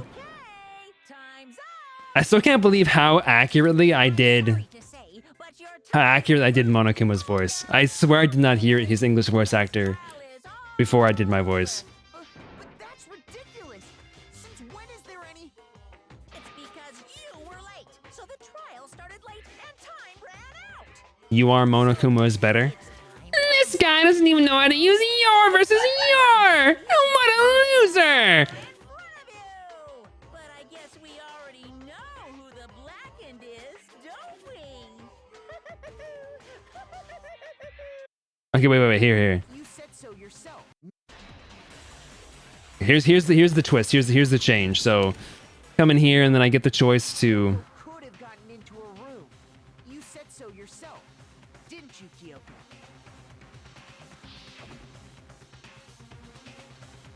Stole it from- which means she could have used it to get into her own room.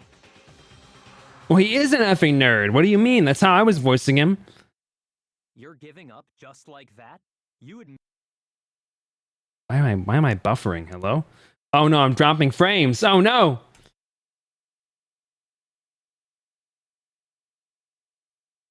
Why is this happening? I'm still live, right? I didn't lose internet. Stole it from the headmaster's room. It lets you get into any room in the school. Then I guess that's it. You're giving up just like that? You would. Bruh.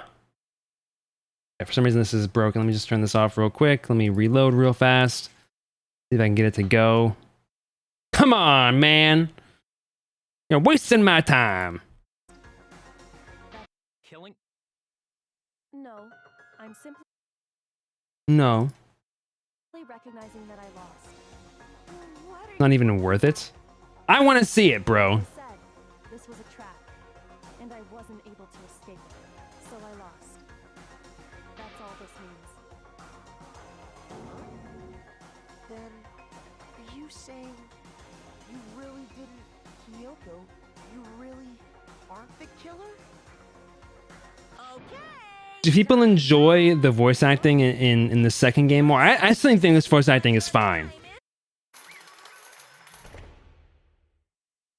But am I allowed to use the English voice acting in the second game?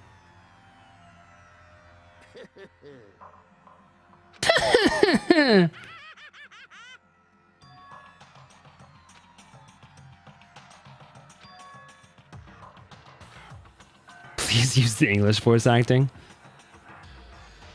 Look at this guy. Look at this effing subber over here. A very special punch. I'm just kidding. Let's give it everything we Oh, I do kind of want to see Kyoko getting dragged away. Oh, Kyoko, that makes me sad. All right, what happens here? Wait, so it's the same punishment. Okay, it's the same punishment. Because he didn't have one planned for us.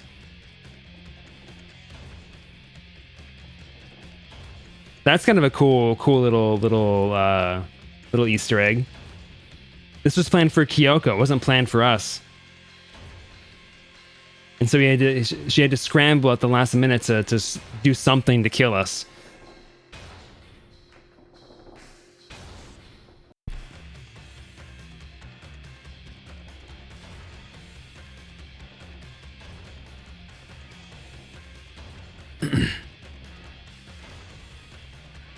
I'm so curious what's so funny about this.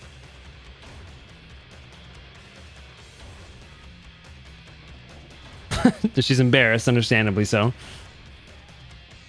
But also sick to her stomach.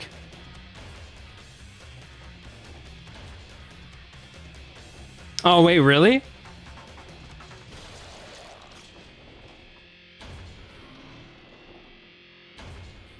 Okay, but what was funny about that? Sorry. What was the really funny thing that happens in it? Oh, it's not done yet? Okay. That's how the class trial of Makoto Ikosaba came to an end. I still had to wonder whether Kyoko was actually innocent, and regardless, the truth is lost forever. Even for me. I stopped thinking about it. That was the end of the Makoto's class trial. And in the end, it would prove to be our last class trial. Once that case was over, there was never a single murder at Host Peak ever again. We had obtained peace in exchange for the lives of all the others. Ah! No! Well, okay, first of all, what happened to Toko? Why is Toko dead? Why is Toko dead? And is this implying that Aoi is effing had everyone's children? Why is Toko dead? Who killed Toko? Was it Byakuya? Did Byakuya kill Toko? What is this, man? What is this? What are they thinking? Why did they do this? How could they do this? Byakuya x Toko, Makoto x Aoi, Hiro x Aoi. Did she? Is the implication that she died in childbirth? Peace, but only inside the school.